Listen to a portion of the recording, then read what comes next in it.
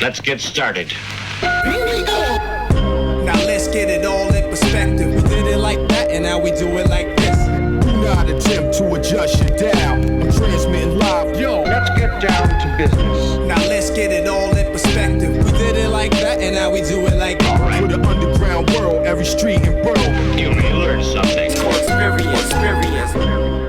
You are now listening to the Joe Rogan Experience Experience with Chico, Simon, Kamar, and your host, Matt Floyd.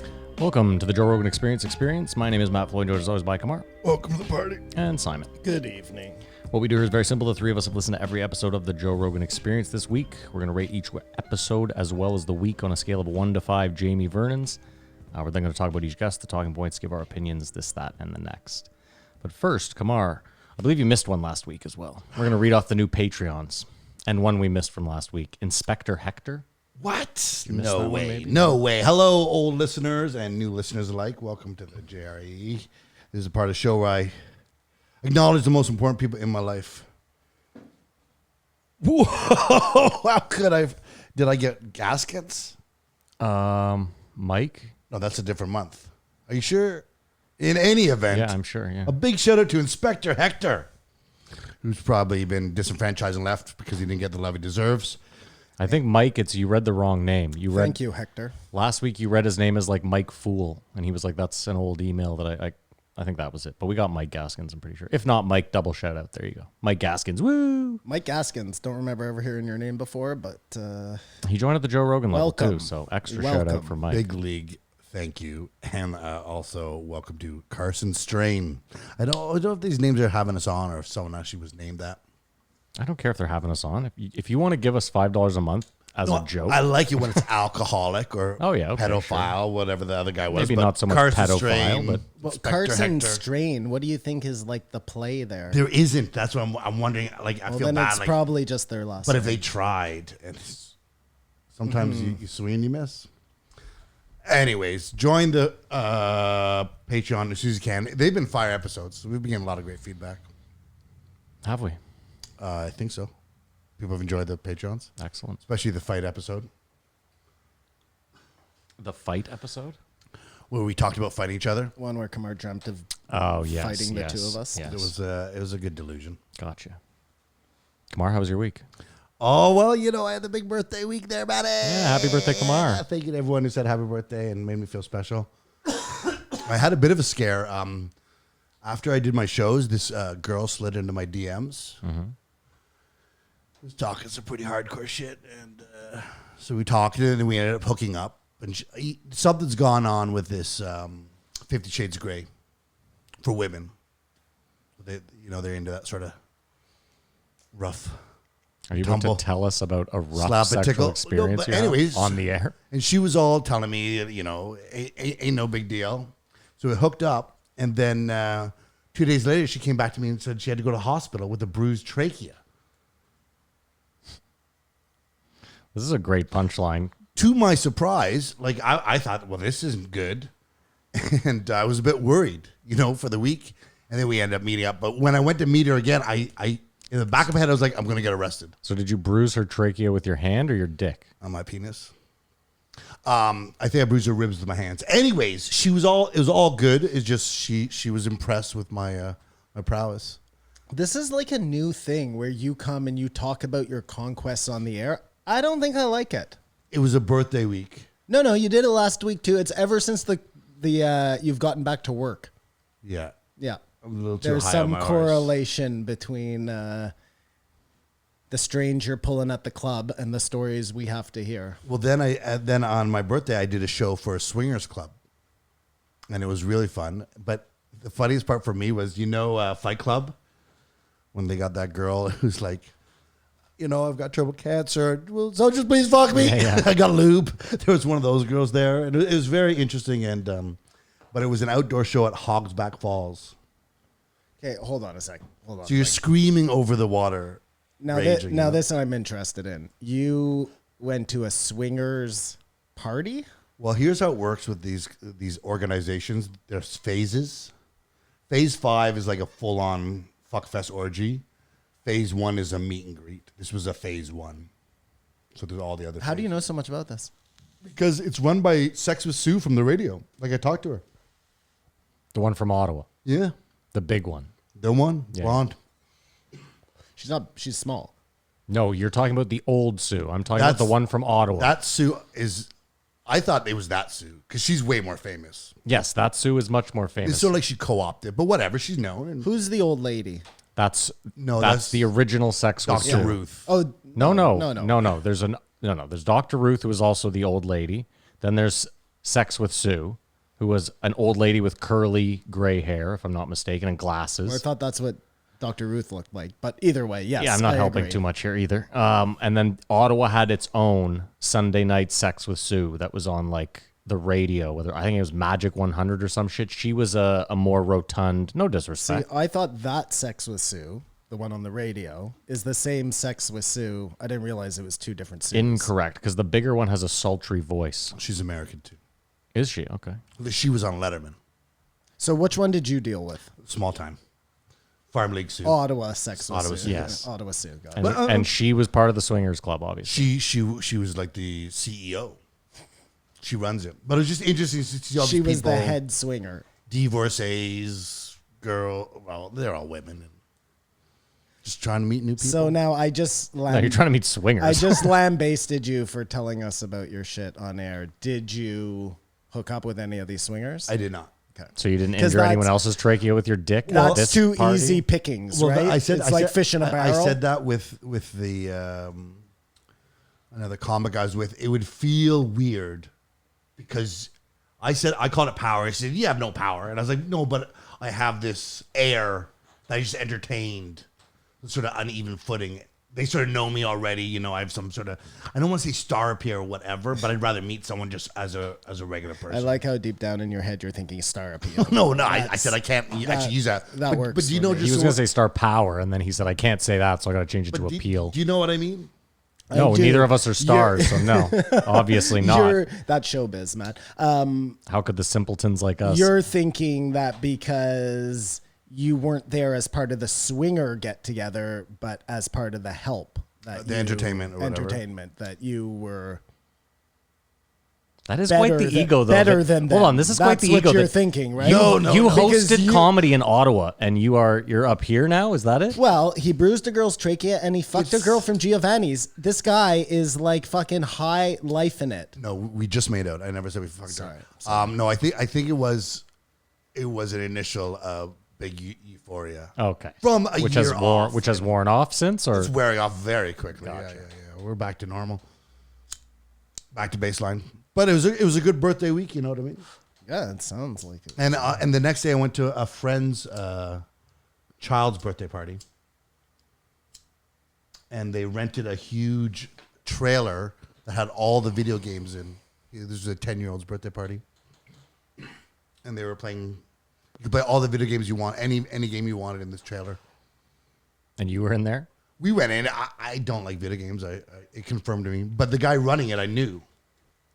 I thought you had to stay like a certain amount of meters away from any children's parties. I think it's children. I don't know. Interesting. Wow, so a trailer full of any video game you can play pulls up, and you have just zero fucking desire. Well, the three of us were there. We played Mario Kart, and that was kind of fun because it had the tactic thing. Yeah, I was gonna say there's no way that you just hate every video game across the board. You can't have fun. I found I was getting nauseous. Maybe it was a dark room and there was flashy lights, and I sort of would rather have conversations with these people that I don't see all the time. So sort of playing video games and trying to have conversations. I don't know. The kids loved it. I mean, it wasn't for us. But I mean, you used to show up for Monday games, and that was conversating while we played. No, Yeah, but you said you only showed up for that. I never cared if I won.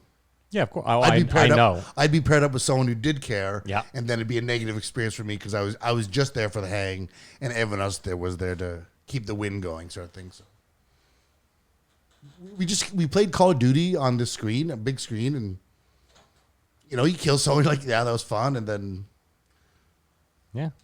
it's funner to watch someone out of control, like run into walls or whatever. I don't know. Simon, how was your week? My week was You at a kid's birthday party? no kids' birthday parties. You didn't fuck a girl's throat half to death? Nope, Not not living. that either. Sorry, Halima. Yeah. Yeah, no. My dog is really sick, Oh, fuck, that's the and I have to get an operation for him. A what? Yeah, he has to get his What are you, small Little John? A what? His An small operation. intestine, a piece taken out of it, and then he has to have that attached to his large intestine. How old is he? He's only 5. Oh, okay, that's different. It's so weird that like 4 years ago, my attitude would have been like, well, you just got to put it down. That's I my haven't attitude. even told you how much know the that's- surgery is yet. You didn't have to. Oh, well, it's. I'm telling you, 4 years ago, anything over like a couple $100, my attitude would have been, There's no You're surgery putting for this a dog dog that's down, yeah. under $1,000. oh no, now there's no surgery. It's like 8,000. Oh my God, you got to put it down. I'm sorry. No, I wouldn't. I have a horrible attitude. Dude, if a doctor came to me and was like, it's going to cost 25 grand, I got to sell a lot of shit. And only that you know this surgery is going to make him 100% better and give him another No. 5 years. Nothing is 100%. I know this is the thing. Even if it gave him one more year. I've watched dogs let live too long, and it's cruel. But it's hard for the owner. Like I get both sides. Anyway, that's it. Your dog is ill. That sucks, man. I'm sorry. Yeah, thanks, man.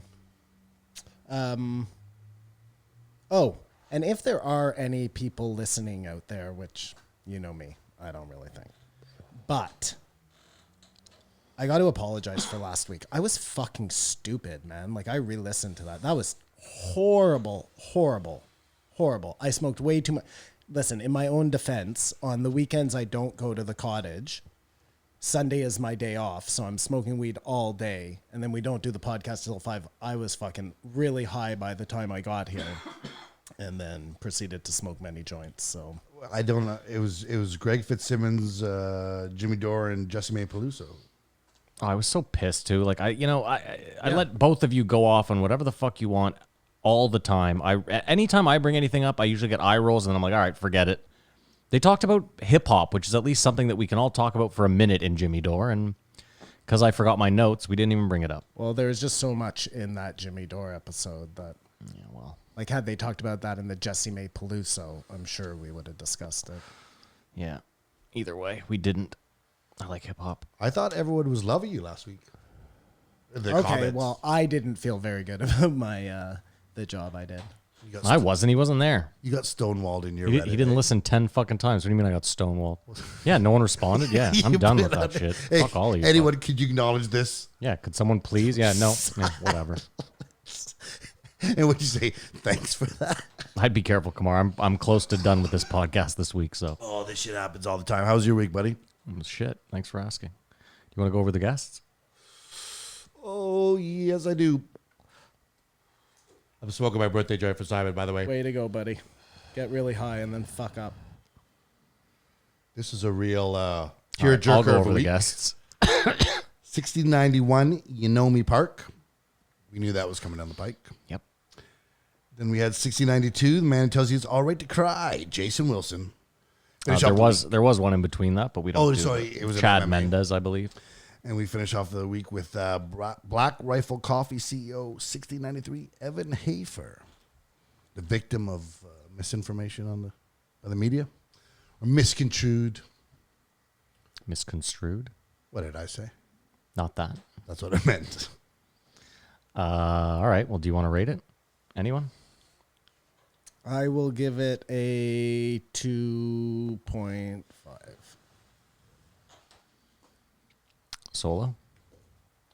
I too will give it a 3. Well, that's not you two. No, I know. As it came up, I realized I'm not, because I would never say I too give it the same score as Simon. I give it a 3.5. Wow, you don't see that every day. You don't see me. You say that I give out 5s like they're going out of style. So a 3.5 week. How is that? I would say, out of 10 weeks, it's rarely that you're the highest That's rare. score Sure. of Yeah. a week. Yeah. So that's what I don't see every day. That's true. Okay. Yeah. And That now I part. feel like my score may come up. Well, we'll find out in the next hour or two. Let's start with the toughest listen of the week, obviously. 1691, Yeonmi Park. Escaped North Korea at 13. The first thing I thought is this is a total Francis Nagano hold my beer. Hold on. Did you watch this one? Just some clips. Okay. Well, that wasn't the first thing you thought. Oh, how cute and hot she is. Yeah. I thought you were going to come in guns blazing. How that's on a trachea you'd like to bruise? Yeah. I could bruise her toes. She was like small. She was like 80 She said pounds. she was 80 pounds, yeah. And if 30 of that's in her breasts, then the rest of Oh, yeah, well, but she's so small. I just thought we'd get that out of the way.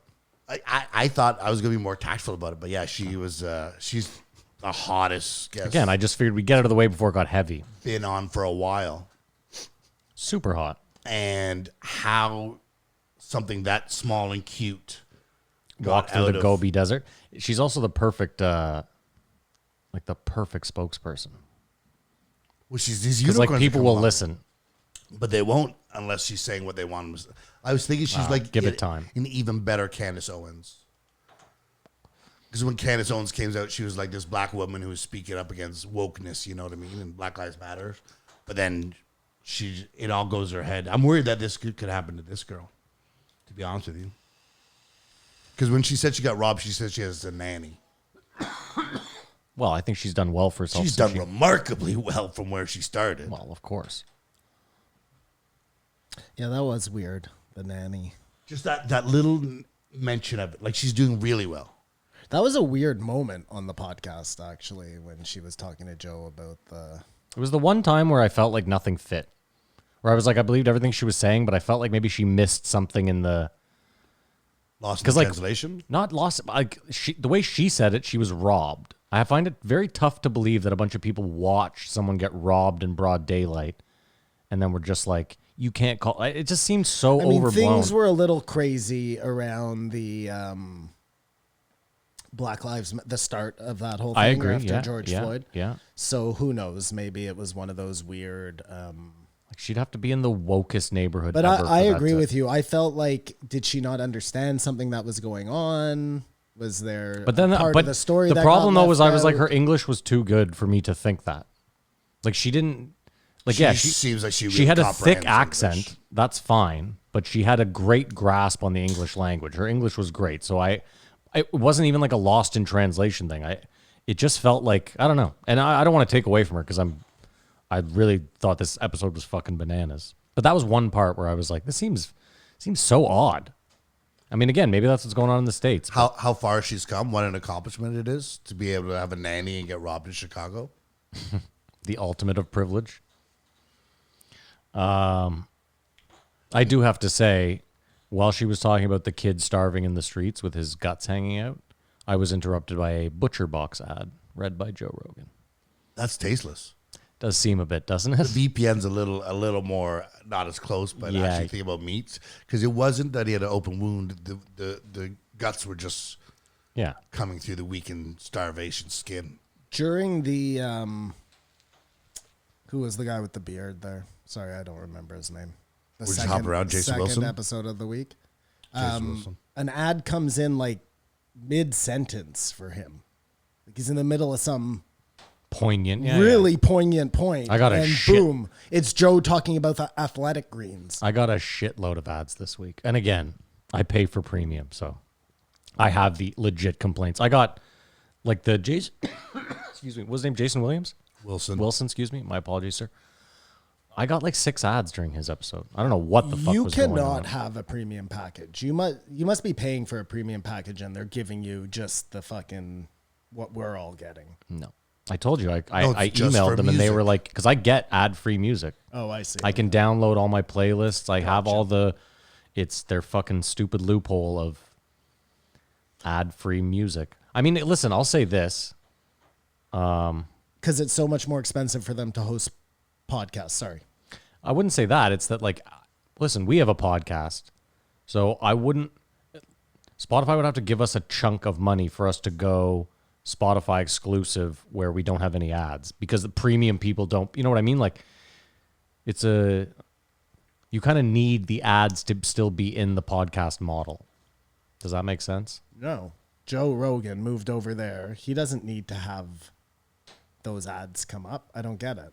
Money. He does, or else he's making the exact same. We broke down the money, remember? And I said it doesn't make sense because I wasn't getting Joe Rogan read ads. I wasn't getting any ads at first. Oh, okay, no problem. he could still do them the way he did them on the old one before and after, and then we can just fast forward through them. You know what I mean? Or listen Well, to I mean, I said that last week. Yeah. Now they pop up in a thing that it's without like, discrimination, no it's, prejudice. but it's not even the same way. It's you can't skip through them. It's Nope, you cannot. you have to listen to the ad. What's really crazy to me is it can't be that tough. It really can't be that difficult to have someone go through a 3-hour Joe Rogan episode and specifically pick like, this is a great entry point for an ad. When he starts talking to Jamie about something, for A a second or change something. in topic, a break in the conversation, as opposed to just willy-nilly like, don't you want a Toyota Corolla? Like it seemed, I don't know. As always, we're a week behind. I said last week this was a problem, and I foresee it as being it. Like you said, especially when something is poignant, it takes you right out of it. Like I think it was the Jason Wilson one. He's talking about the birth of his child or someone getting murdered or some other fucking mishap. And it's Yeah. Do you ever leave the bathroom door open? Then why would you leave your internet open? That's the VPN. I hear that one a lot. So. I always leave the bathroom door open, but I live with Mary, so. I never leave the bathroom door open. You have kids, totally different scenario. Even if I didn't, though, like Let don't the you boy just want watch. the privacy. Our bathroom's small, you've been in it. Oh, well then open the window.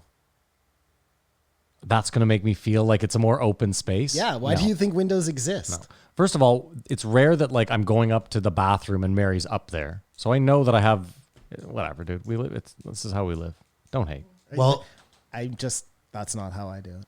anything that is bad doesn't or pales in comparison compared to Yeah, her let's story. get to her. Oh, I mean, this is I was on a 35-foot ladder listening to this, and it was like, could be worse.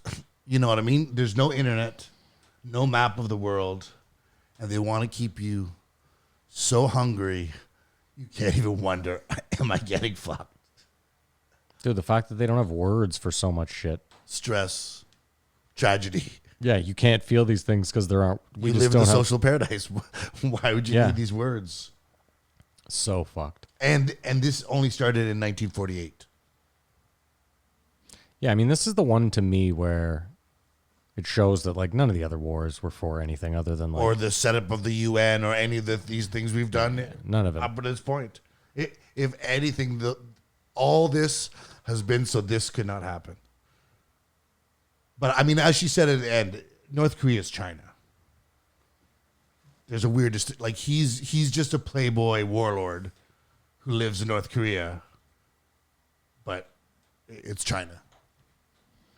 And that's why it's all pretend, because Everything's a scam. this isn't North Korea that we're talking about. This is China that we're talking about. And they are intricate to the world's economy and everything that you use, from brushing your teeth to fucking making yourself smell nice to whatever. And there'll never be sanctions brought against them because you're just fucking yourself. It was like Kamar said, since 1948. Listen, when World War II ended, the U.S. must have had a shitload of stuff still over there. There's no way they couldn't just quickly. All they do is depose people. There was, though. That's the Korean War. The Korean War happened, and we're here. Like, Yeah, well, they didn't win, clearly. no, I don't think they've ever won a war. Well, they won I mean, World the War II. the war where they used the nuclear bomb. That was pretty much the Yeah, that was kinda like that's your definitive. stamp on winning. But isn't that the one where they scooped up the Nazis for NASA? for Yeah, but their argument for is they used it NASA? for their own good. It's like the bad people Or won for the resort. Nazis. They got out. NASA. But what's your point? They still won the war. They stopped the bad thing from happening to make another bad thing happen. The military industry. Yes, I agree that they did win that war. I was just trying to wax poetic when I say I don't think they've won any war. They've lost more than they've won. That's fair. Either way, back to Korea. I don't know. 50 classes. If you go down, you're down. No, it's generations, too. Well, they wipe out a generation for being. Like No, but she was saying, like, every single person known to you now is. yeah, for the next 4 generations, you have a stain on your class because of whatever it's fucking bananas. No, he just meant their class system though has 50 levels Yeah. to it, and you can never move up. And you can You can only move down. go down. It's every moment of your life there's a foot on your head. And you know no different That was the craziest quote she said. Sorry to jump around here, but if you know you're oppressed, you're not oppressed. Yeah. But the kicker is the people older than 1948 know this is bullshit. And have just like, will stay silent. You know, like your grandmother knows it wasn't always like this. But everyone, you're spying on someone's spying on you. It just seems like the worst place ever. So before what are you saying? 1948? 1948, I think it was all Korea. Yeah, and then there was the war. They broke off, created the demilitarized zone, and there's been a dictatorship Well, that there just ever goes since. to show you, like, it only takes one generation to rewrite history. And take a lot of things away. Well, yeah, quick. if you don't have any fucking history books, then And they're not even original. They co-opted the Bible and just changed the names, and then they have their story. that's hilarious. I mean, it's not. It's really Plagiarism? sad, but it's crazy that that's all they did. They just replaced him for Jesus. Main source of protein in North Korea? Unreal. Grasshoppers. Unreal. So what do you do today? You forage and survive to the next second. And you think you are in a country where everyone is trying to get into because it doesn't get better than this. Dude, it's bananas to think that the kids would like catch rats to eat for protein because it's like, even think about New York. Like I bet there aren't a lot of rats there just because they're constantly. There's nothing there. No, but my point is, like, you could even take a bunch of North Korean kids and bring them to New York City, and the rats alone, they'd be like, you know what I mean? The thing The streets are paved with cheese. thing that you find to be the most disgusting part of a city, someone's living so poorly that they could go to your city and be like, oh, the grossest thing you have? Fuck, I could eat for a month off that, a year, 10 years. There's no way someone from North Korea would leave and be like, fuck this, I want to go back. And then Jeff Bezos is just flying to space for fun. He's flying to space to learn how to mine minerals from outer space. I mean, the craziest part, you know, it's all bullshit because I knew it was bullshit when she said the average height was 4'10", because I was like, there isn't an army in the world that can't fight an army of 4'10" midgets. It's, dude. Well, no, they're worried about nukes. Yeah, I get it. No. But I mean, they're not worried about their army. The U.S. isn't like, oh, the North Koreans are super strong. You think it's easier for taller people to shoot shorter people? Like, No, I just think the in kneecaps? general, if you send enough people to fight an army of 4'10" people, I don't think it's. I don't know.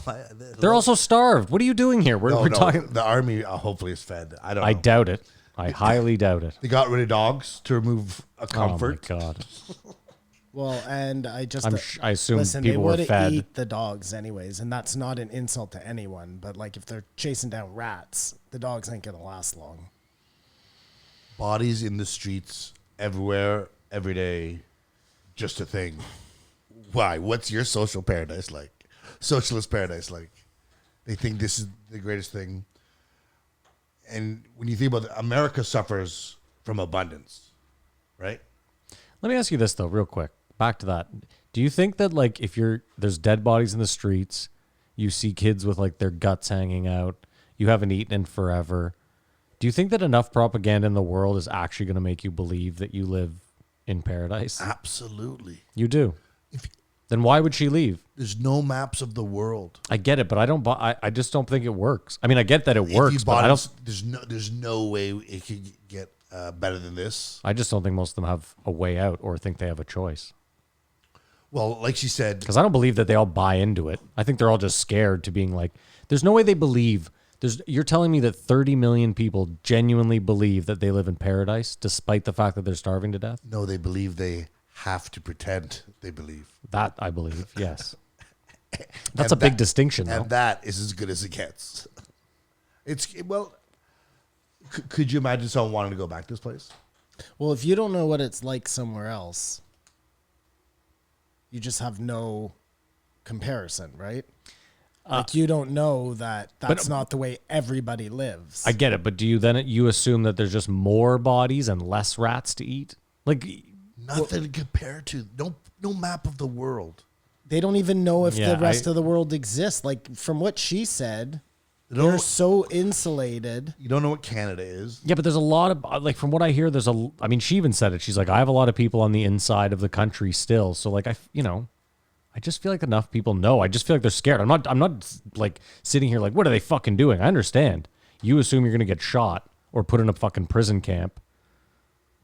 All the electricity for the country is used for the electric fence. Dude, when she said if you take the train, it can take weeks because you might have to get out and push the train.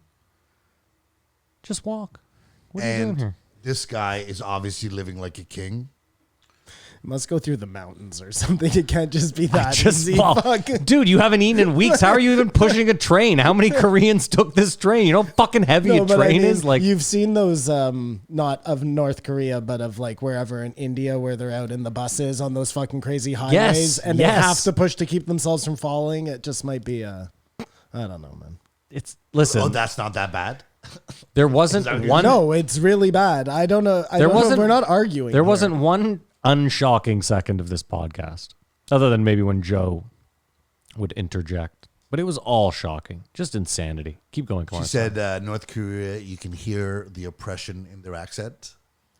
So when they talk, they're just a little more broken and sort of... What a sad... It's so unreal. It's hard to pretend to really be happy when you speak. You know the part, though? Sorry, I'm just going to jump here for a second, Kamar. You know the part where she was like, yeah, we couldn't tell my dad.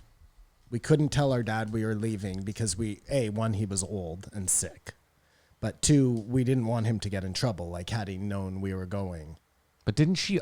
they get in trouble. For me. Yeah, but I want to... 1,000%. Stupid. Like, I want to ask this because I thought...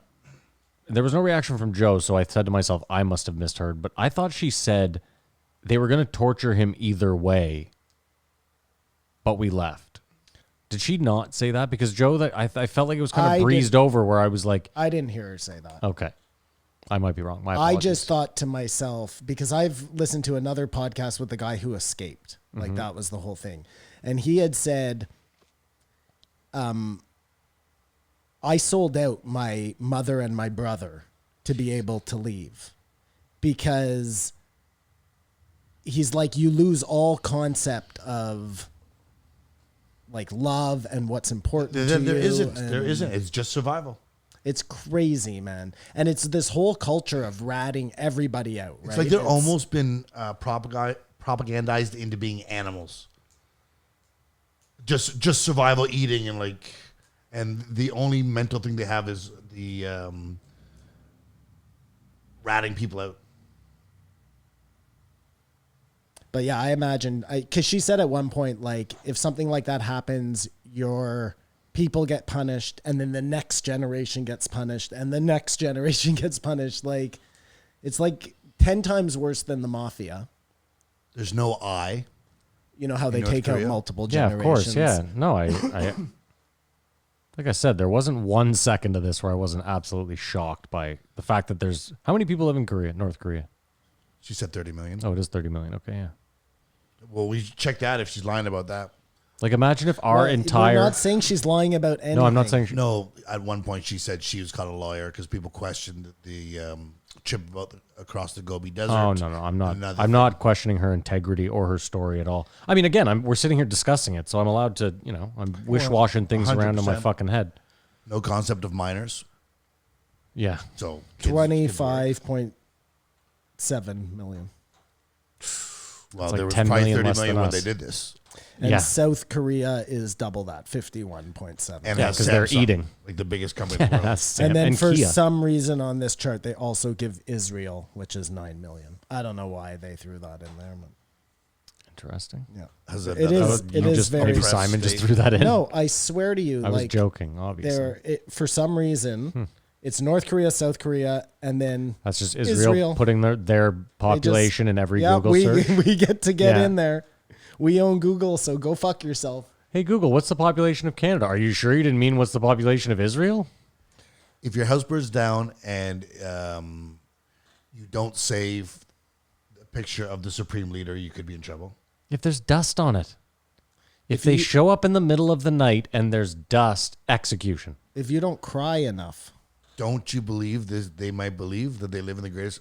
Do you know what I mean? No, like you said the second time. You were then like, I believe they're so scared that they I mean, none of those things really matter. They've created a society where they don't need rules to punish you because they will just, they will come in and they'll say, oh, the sun is shining wrong on the great emperor in this picture, whatever his name is. What about, and I thought this is a 10 fucking generations. Exaggeration, wire through the collarbone to stay connected. What? Yeah, she said that. She said that at one point. And if that's happening, well, like, what are we doing Wire here? through the collarbone to stay connected? What? They put like wires throughout at like the prison camps. Everyone gets like a wire through their collarbone and they're all attached, I guess. I don't believe it, but that's what she said. North Korea's industries are organ harvesting, prostitution, and the sex slave. Oh, she also said the pleasure squads. The guy came around and took all the teeth out of the girls' mouths. And it's just that, yeah. What would you do if you could do it? It's the worst place on the planet, I believe. I mean, we have the throat destroyer over here talking. It's tough. Who did that to them, though? The North Korean soldiers?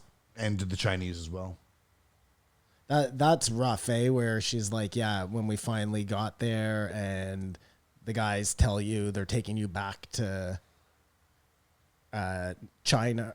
Was it North Korea instead of China? Just to see your reaction. Well, they were fucking with them, though. Yeah. It's fucking horrible. That's another level of, like, desensitization that's going on. So the more you hear about it, what do you mean desensitized? How are you being desensitized by that? You don't even care that these people are surviving, escaping North Korea, that you're going to fuck with them. You're not being compassionate right off the bat and being like, how can I help you? Like, come here. Like, or it's like, hey, if you can't take a joke, maybe you should be able to escape. No, I just think the world's full of terrible, shitty people. There's no garbage. There's no shit on the ground because they need it. Do you guys know that an American defected to North Korea? Well, that's the dumbest thing I've ever heard. There's a documentary about it. I forget what it's called, but he walked over the demilitarized, like the DMZ. He went into North Korea and became like a star. They propped him up amongst the country as like, look at how great our country is. This American is supposed to be so great over there. No, it's not. It's not great. But this American came over and even think about that mind fuck. Like, I know you're too starving to have this kind of thought process, but like, hold on, you're propping up a guy from a country that you say is worse than this. Why wouldn't he want to come here? Why wouldn't all of them want to come here? You say this is a paradise. Like, do you see what I'm saying? I think it goes back to what you just said. That yeah, you're too hungry. They're I too get it. hungry I understand. for any reason or like. I'm just saying the human mind is such a fragile thing. We'll eventually believe anything. Thankfully for her, the guy who bought her, raped her and took her virginity, was actually kind of nice to her and had a gambling problem, so I had to lose her, and that's how she got out. So, I mean, that's sort of like It's so the silver lining. it's so fucked up. I'm watching what the fuck is that Margaret Atwood book? Television show Handmaid's Tale. And it's pretty much, have you ever read it or No. seen the show? No. I know it's filmed in The Toronto. premise is the United States or certain states have the women can no longer get pregnant, and it's resorted back to this like weird kind of, they've gone back in time almost, and the men are allowed to have a handmaiden that they're allowed to have sex with to reproduce because only certain people still have viable eggs. Mm-hmm. And then they capture these women and they're like sex slaves pretty much. But And call they're them treated like handmaids. queens. No, they're treated terribly. Same thing. Well, it's not quite the same, but it's, there are some definite similarities. They're talking about this, like, place where you have no rights anymore. And She was saying at 17 she had a grade 2 education. Was she 15 then or 17? 15 or 17, but they put her in her Yeah. school. She was supposed to be in grade 10 or whatever. hold on, just 2 seconds. I have 2 things I want to say. So one is Dennis Rodman. Like, that guy's just over there fucking yucking it up with... Not helping. that shit is definitely not helping. Like, what is... Any acknowledgement is helping him. But it's not just him. There have been other... I'll pull it up. Well, your boy. Trump. Well, no, she explained how, like, Trump being, like, cool with him made other guys in the government who are always at the thought of becoming the new supreme leader go, whoa, he's got backup now. Well, of course, because everybody else, like Obama didn't meet with him because Obama had a list of Concessions. things that he had to do before they would be able to meet. Trump was just like, nah, fuck it. And that was the only time anyone in the liberal media wanted to talk to her, is when she was calling out Trump for. Hold on, meeting don't with him deflect without this though, but concessions. let's back up. Nice deflection, but Deflection? well, a little bit of a deflection because Trump, I mean, again, I'm sure you would have argued that at the time he went there to try to help the North Korean people, but he only went for optics, obviously. He doesn't care about the North Korean people. Obviously. No one cares about the North Korean people. I wouldn't say no one does. Wow. She was happy that he's been one calling out China.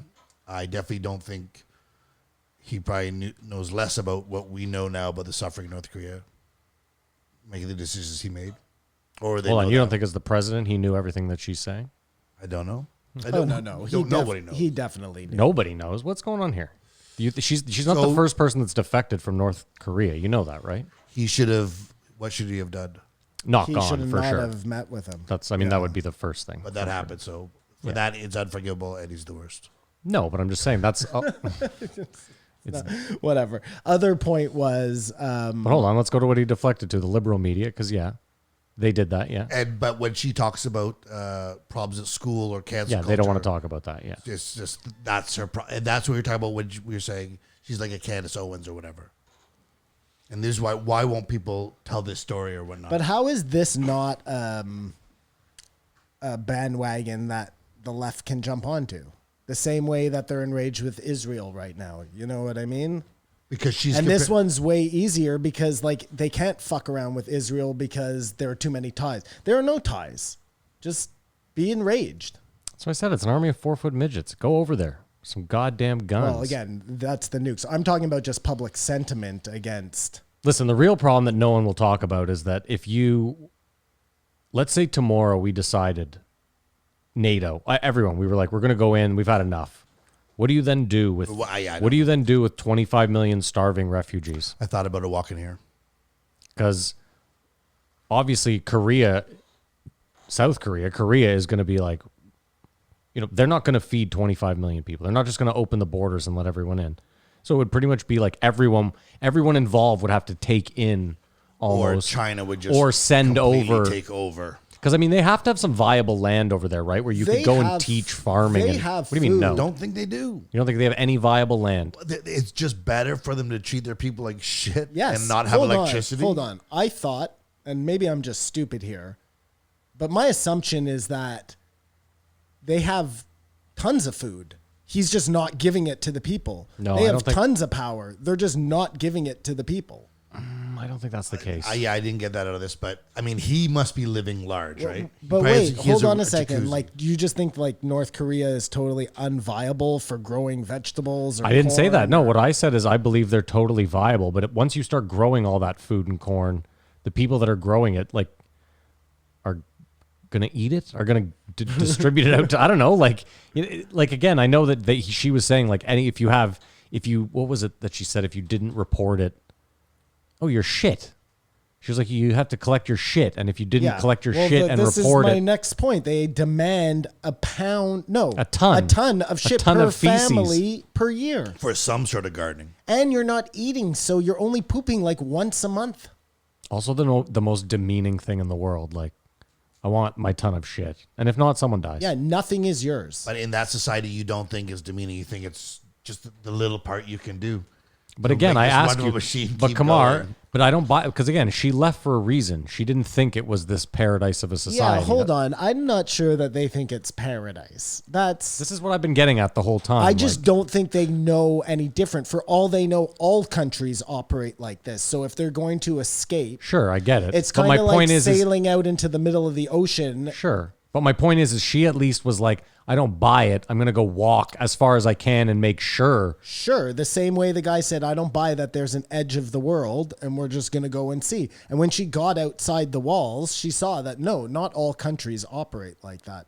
She couldn't understand what Well, was they happening. can't let that information in because people would immediately revolt. But with what? They have no energy. Like it's the perfect. It was absolutely insane. Her even explaining like how she had to learn, like just the simple, like when I got to China, I had to learn how to order food or to use an elevator or to use an ATM. Like I don't know how to use an electronic, and again, electronics. It seems like, well, it would be there's like going to another planet or going to the future. And I mean, again, she's adapted. She has a nanny. I mean, keep in mind too. I've seen Shane Smith. I've seen a few like people that have gone to North Korea, and I mean, this is the picture they paint. They obviously say they're like, I wasn't shown any of this. Yeah, there's two guys beside. Of course, yeah, and you're not allowed to ask shit where that camera's going. Yeah, of course, and yeah, you're led certain ways, and I mean, Shane Smith said he was like, I was led to a dining hall that had 100 seats at it. No one sat down. Every seat had food at it. After I ate my terrible meal, all the food was removed from the. It was like it was a set. Yeah, like a big fake banquet where they just wasted all this food just to show to the American, like, hey, look, it's rolling here. Yeah, we got it. Look, but he had notes of like, but it seems contrived, and I can't find the real thing. And then you hear about people getting shot. Well, I mean, again, he went like legit, Shane Smith. You know what I mean? When you go legit, like the government gives you full access. Well, they give you Still wondering where he is. So get this, 30% of the population of North Korea is in their military. So just there, like, they have enough food to feed a lot of people if they're not. So they have giving food to 7 their million military, people in their you know military? what I mean? Sweet Jesus. Well, it's the second largest military in the world. And we believe the military is So- not foraging for food. I mean, the they best have a part too, bigger though. military than China. I mean, let's keep in mind too, someone's selling them guns. China is. Russia. Yeah, I assume both those countries are selling. Yeah, so this is what I'm saying is they're backed by, that's also why you can't go in. Well, and here's the thing, like, yeah, I mean, China could depose this guy anytime they wanted. Yeah, I mean, listen, once at the end she was like, they are China. It's just it's got a different name and a fake fucking guy at the top. That explains why no one's going in. It's the same thing with I mean, this is why you should be afraid of China is because like America's, if you're from a different country and they come into your country, it's probably not going to end well. But if China comes into your country, you're going to end up a fucking slave on television. They're going to televise. They don't give a fuck. China doesn't give a fuck. If they take over, there will be slave camp countries, like entire countries where it's just you're making fucking iPhones. That's it. So do you guys think it's like us or them? No, I think it's them. It's already too late. Yeah. So start learning that Cantonese. No, we're gonna. I mean, I'm worried for like You'll be gone. Yeah, I'm worried for like Simon's kid's kid, or maybe Simon's kid. But that Simon's kid's kid has no shot. Simon's kid, if it happens that fast, we're all fucked anyways. 100%. I mean? Yeah, like that's like invasion. They take over. That's a real invasion. That's not just. You said the same thing 20 years ago, though, or maybe more. That it was at that fever pitch. So you're saying that this is just red herring then? Because it's like the especially with the supply chain thing that we discovered during the pandemic and stuff, how much or how important China is. I sort of agree with Matt that it's over already. Yeah, but that's nothing to do with North Korea. Well, we said that North Korea is big as China. Yeah, I know, but she would have no reason to lie about North Korea. Mm-hmm. Well, what are you humming? I think I don't understand what you're saying. I'm lost as to what you're saying too. Sorry, I thought his contention was like maybe things aren't so terrible up in North Korea. Maybe they're just making you think that. Whose contention is that? Kamar's? Yeah, that's not what you're saying? No, I think it's really problem. bad in North Korea, and worse. I don't know. Like I said, the neck thing. Well, hold on. How could it be worse than what she described? I can't imagine it being worse than that. Like it's still like that right now. I mean, I'll say this. This isn't like Libya for the record. I saw a thing on it. It's improving. Good for Libyans. Back to her though. I mean, I imagine what she described just being on the street. Imagine the prison camps there, or prison, or the ghettos. Or do they even have like everyone's just in the ghetto? It is a ghetto. It's too hard to grasp. I think, yeah, I don't think we can really imagine it. You know what I mean? Because it seems so far from anything that could possibly ever happen. And are there like cities where there's like the top 3 classes actually live on all the electricity? And Well, that was the good craziest life? when she was like, I read the Hunger Games when I got here, and she was like, it fucked me right up. That fucked me up to hear that. That I was like, it's like the worst we can think up, we could become very easily and quickly. Well, I mean, the Hunger Games, she probably got a lot of her ideas from. I assume, yes, I North get Korea, that, but you I'm know? just saying is, I'm sure someone thought it up long before that. The Oh, for basic sure, idea for that's, sure. Do you think them hearing Jimi Hendrix could cause the brains to melt if they played on the loudspeakers? Jimi Hendrix. I don't know if that's like the thing that would. But it's make them see exciting the thinking that light. there's people out there that don't know the Beatles exist, or hearing stuff for the first time. if you they don't ever speak get if free. you don't speak English, I don't know if it's that impactful. Oh no, the music is a universal language.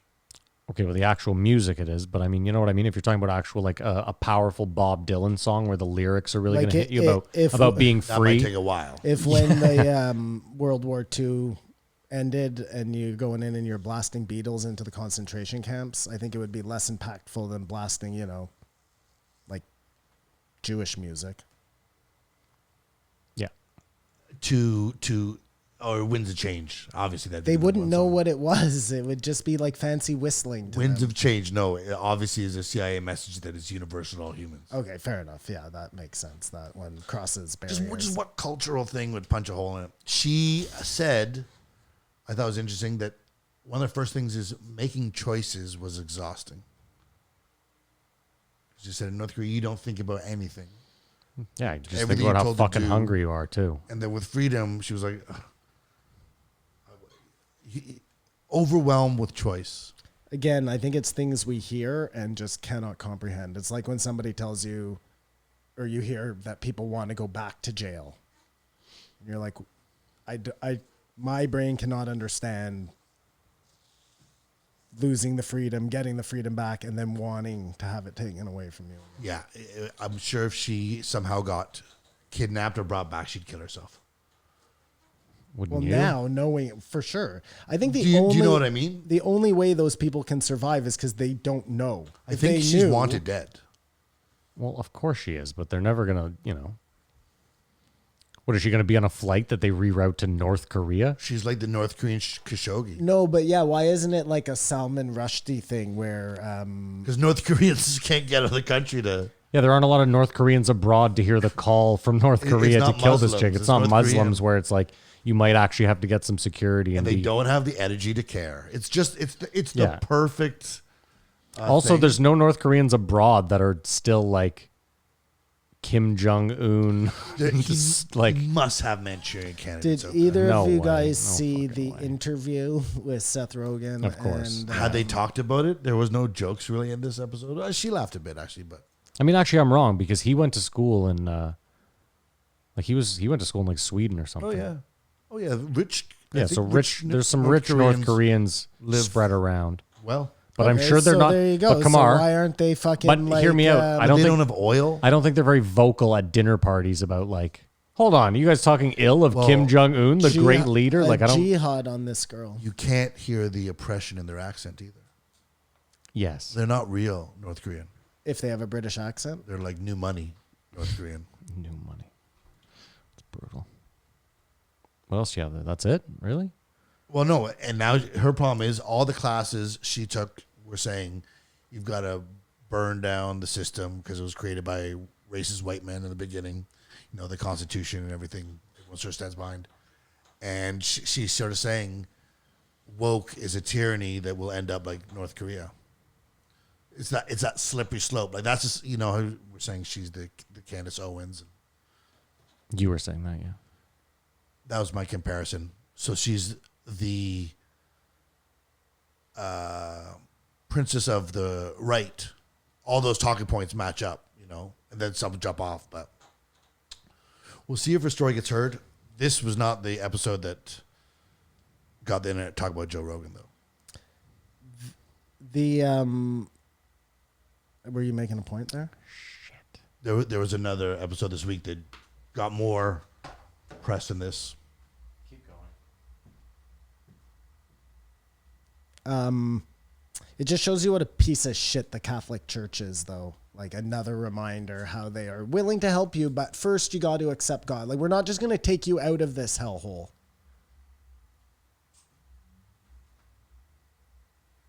Yeah, it seems like there's a overall lack of compassion for humanity. But I just find that so, like, you're obviously trying to do good. It's in your doctrine. But there's got to be some...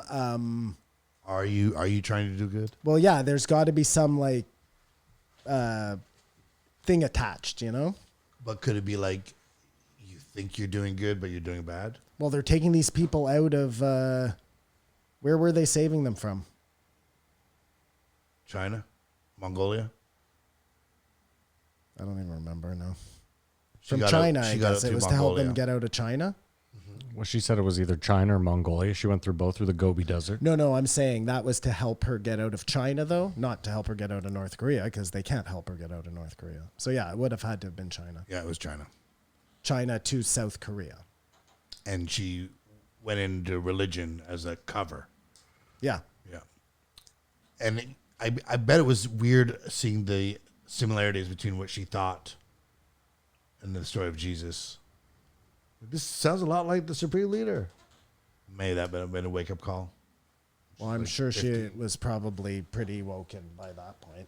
The second you leave North Korea and get into South Korea, it must just be like... But pick up 12 years later and she's saying wokeness is a problem. Like, you guys got to slow down here. I'm telling you how bad it can be. Like I said, this was not the biggest. I thought this would have got maybe the most press of the week. You would think, on the outside looking in. Why? The truth about North Korea exposed. I mean, Yeah, but unless she's been on. everyone knows about Well, it, she wrote a book and she's been on like 6 other podcasts. So I'm but just, all smaller than this one. yeah, but I mean, her book is like a bestseller. So I just have you heard her name outside of like Lex Friedman, Joe Rogan? I actually saw 2 people post her book on Instagram. Yeah, so it's not that big a deal. But I'm not on Instagram, so I wouldn't see that shit. Fair enough. Either way, I'm just saying, her name doesn't pop out like an Elon Musk. Like, these episodes don't tend to get a ton of play, and there was nothing that controversial said. I think we all know deep down that North Korea is fucked. Did the Abby Martin one get a lot of play? I know. We didn't hear anything about. So this one should get the same amount. You know what I mean? They're both atrocities. They're both... No decisions were swayed on the Middle East after the Abby Martin. Yeah, the same way. Listen, North Korea, we're not gonna see a change there most likely in our lifetime. The So. only thing I was thinking is it'd be worthwhile to take them out. Is there probably couldn't be much of an insurgency They have an army of 7 million people. if you took the army out. I don't know how you do that. I don't know how you do that in war, but I don't even think what I want. This is what I want now from Joe. You know all these fucking SEALs? Have one on and ask the question. How many SEALs do you need to covertly go into North Korea and to take out Kim Jong-un? Because that's the real question. Once you kill him, do you really think that the 7 million people are just like blindly like, that's like a first move in Jenga. They tried to make a cigar bomb to take out Castro. There you go. That's what I'm saying. Listen, He that's wasn't as bad That's the as first this move guy. in Jenga. Nothing. Hold on, forget it. Forget that. A drone alone. There's no way they don't have a drone that doesn't know where this guy is at almost every point in the day and couldn't just easily drone strike him. Maybe he has some like nuclear fail-safe going. Like if I die and I don't, call this number within every 45 minutes, a nuclear bomb gets launched. I wish they had Maybe. sitcoms. A North Korean sitcom. I mean, How do you have a laugh track? They're all starving. it's just it'd be so interesting to see their artistic propaganda. How do we even Comedy know skit this show. guy has nukes? Like you're not allowed into his country. He says he has nukes. Isn't that the play? Because If everyone you're knows like who a sold it to him. A shitty... Oh, I guess, yeah, if you know who sold it to him. I mean, we know how Russia was selling submarines. Yeah, just a fucking nuke. And how many? That's the real question. Because if they have one, isn't there some sort of countermeasure to a nuke if you know exactly where it's coming from? I always joke that those aren't tests because they probably launched the most missiles just out of the blue in the world Yeah, they're always launching. of any country. Yeah. And they're called tests. Yeah. I think they just total failed. This was their time. He did a speech. Tomorrow the world will be ours. And it just crashed in the water. And they go, okay, back to the drawing board. Like Binky in the brain. And that's all I got on it. That's it, huh? Wow. Oh, we sort of jumped around there. Yeah, my bad. Whatever. Is it us or them? We think that they've already won. I contend that they've already won. You don't think we'll see a hot war in our lifetime? I don't know. I mean, again, I think eventually what they'll do is they'll just get to a point where they control everything monetarily and every massive resource that we need. And then they'll just fucking cripple everyone's economy to the point where you have to play ball with them.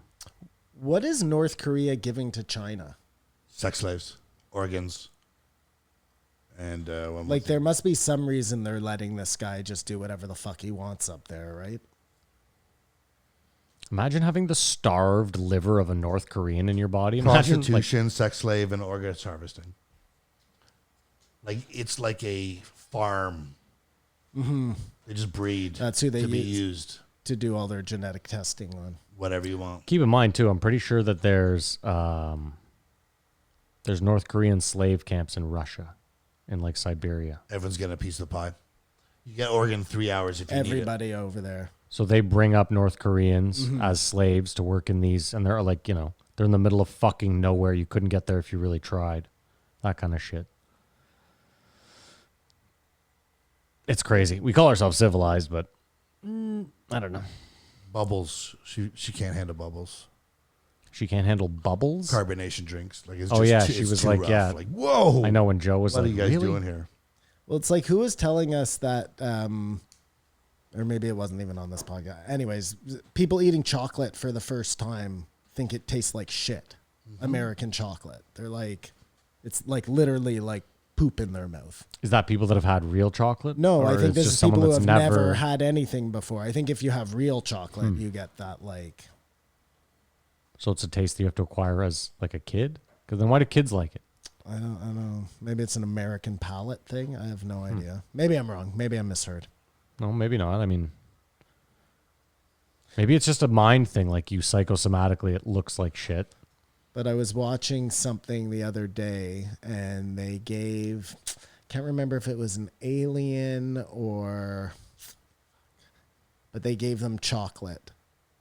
Oh, you know what it was? I rewatched Stargate. Oh. With Kirk legit. Douglas. Yeah. No, not Kirk Douglas. Kurt Russell. Yeah. Terrible movie. Great storyline. Anyways, he gives the alien person, who's actually just a human, the chocolate. Anyways. But then I thought to myself, I wonder if they would actually like it, or if they had never tasted that before, would that be good? Like, we just assume that chocolate is the best thing ever because every alien stupid movie we've ever watched, the guy gives the person, or when we watch a World War II movie, they give them chocolate, right? Like, Well, I mean, in a World War II movie, it makes more sense because chocolate is like a.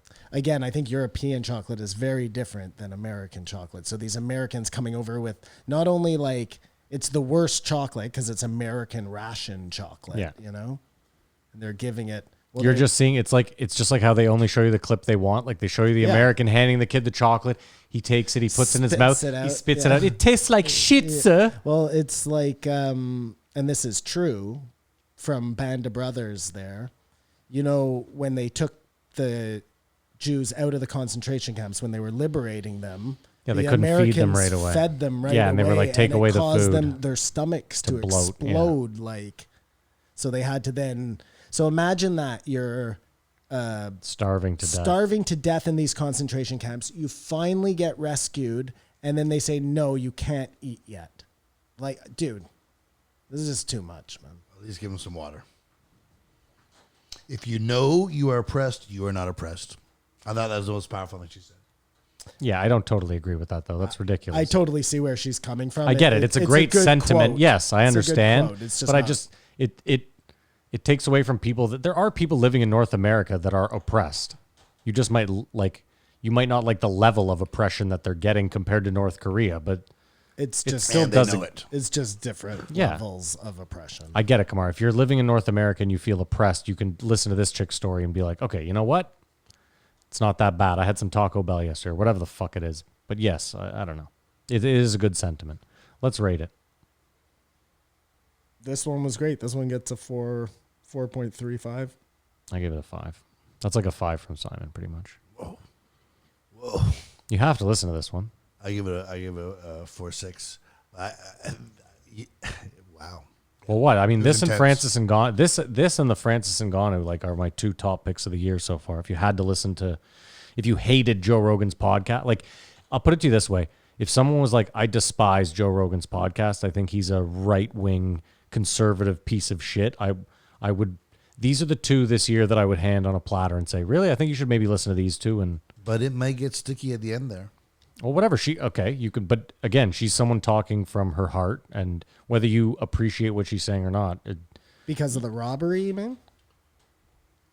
No, because she gets into genders and wokeness and cancer culture.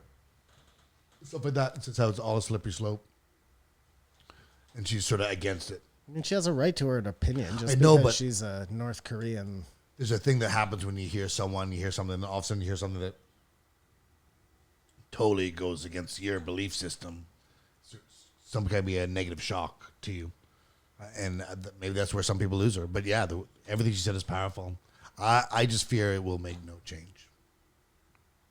Joe Rogan's podcast has been on for 10 years, and as far as like massive change, I don't think it makes a lot of that. I think it makes minor change, like when you hear in the last guy, Evan Hafer, talking about like, you've changed all. I think it makes change on a small level, on an individual level, or it can ruin a campaign, Bernie Sanders. There's no foreseeable reason why North Korea will change anytime soon. No. You have to tell people what to do. And Joe doesn't do that. He does a good job. He has the people on, but he doesn't like say, now go out and put a stop to this, Joe Roganites. You know what I mean? The same way like another podcast might use their people to. It's just not his thing. I'm not saying whether it's Yeah. right or wrong, but No, you're right. He If does- you're yeah. saying that this is going to turn the dial on North Korea, keep fucking dreaming. Like Yeah. No way. most of the people who listen to Joe Rogan would never act anyways, and there's no prompting to do it. This is just another informational. Also, what are you going to do? Like, you're going to write your congressperson and say you want to go to war with North Korea? You're gonna try sending money to the. If people everyone in did, North don't they Korea? have to? Like, is that how it works? No, it's not, Kumar. What are you new My to politics? question was, I was going to bring a hypothetical. What if they had oil or coltan or some abundance of this? Do you think history would be different? Or China would just have already crushed them? Well, yeah, I don't even understand how they're able to operate up there, but there Because must South be. Korea operates all off technology. You know what I mean? It's not like it exports a lot of food or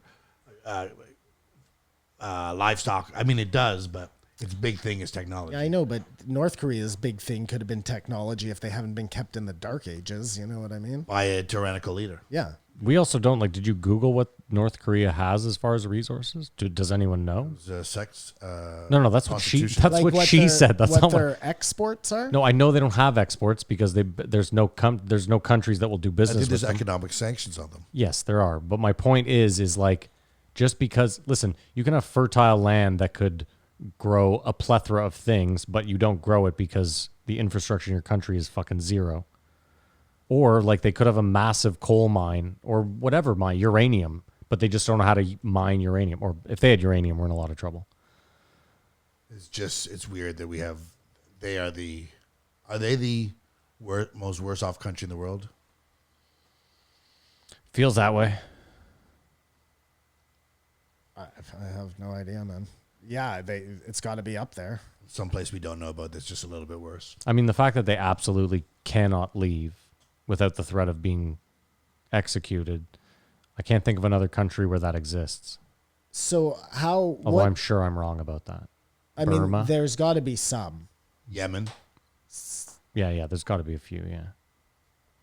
I mean, again, the Middle East is dicey. I'm sure there's a lot of countries where they say you can leave, but you probably I mean, can't you fucking can leave Israel, you know what I mean? I'm not talking about Israel. I'm actually- talking about other countries. No, I'm just thinking like Palestine. I'm sure you can leave Palestine if you want to. Well, if you can. Well, if you, it's yeah, very bad in most people Lebanon don't right have now. the means for sure. It's a tough walk getting out of there, too. I'm thinking of Very bad in places where Lebanon. they militarily keep you in, where Yeah. there are people at the borders. That's what I'm saying. Who are making sure you don't leave. I don't know, man. Yeah, I'm It would gonna have I'm to gonna be go a with North communist Korea. nation. So my question was, how is this different from China? Like, Because China, they have electricity. there are obviously places in China where you can have money, Yeah. A lot of money. which is weird because it's communist. Yeah, but they run on like a capitalist system now. Think about With it like classes. this: like they have, so they don't have a democracy. You can't vote, but all the capitalistic things are in place in a way, except that the government. They're all run by the Except government. once you become a certain size, you have no choice but to involve the government in it, which I guess could be a good or a bad thing depending on. I mean, I think it's a terrible thing, but you know, a certain like. If you're an Alibaba, for example, and you're growing, who knows? China, the government stepping in, they could be like, we want this thing to be the biggest thing since sliced bread. Next thing you know, you're a Chinese billionaire, but it doesn't matter because you're, again, you could go to jail at any fucking moment. You know what's sort of ironic and probably not the right use of the word is that TikTok is just a home run for China. Of course.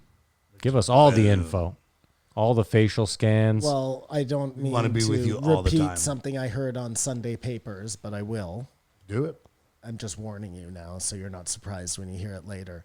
But it's the same way that they looked at the slot machines, right? It's this maximization of people's delinquency, and that's all it is. That's all they figured out the absolute best way to do it with TikTok. It's the crowning achievement of all the, like if all the social media things were, Yeah.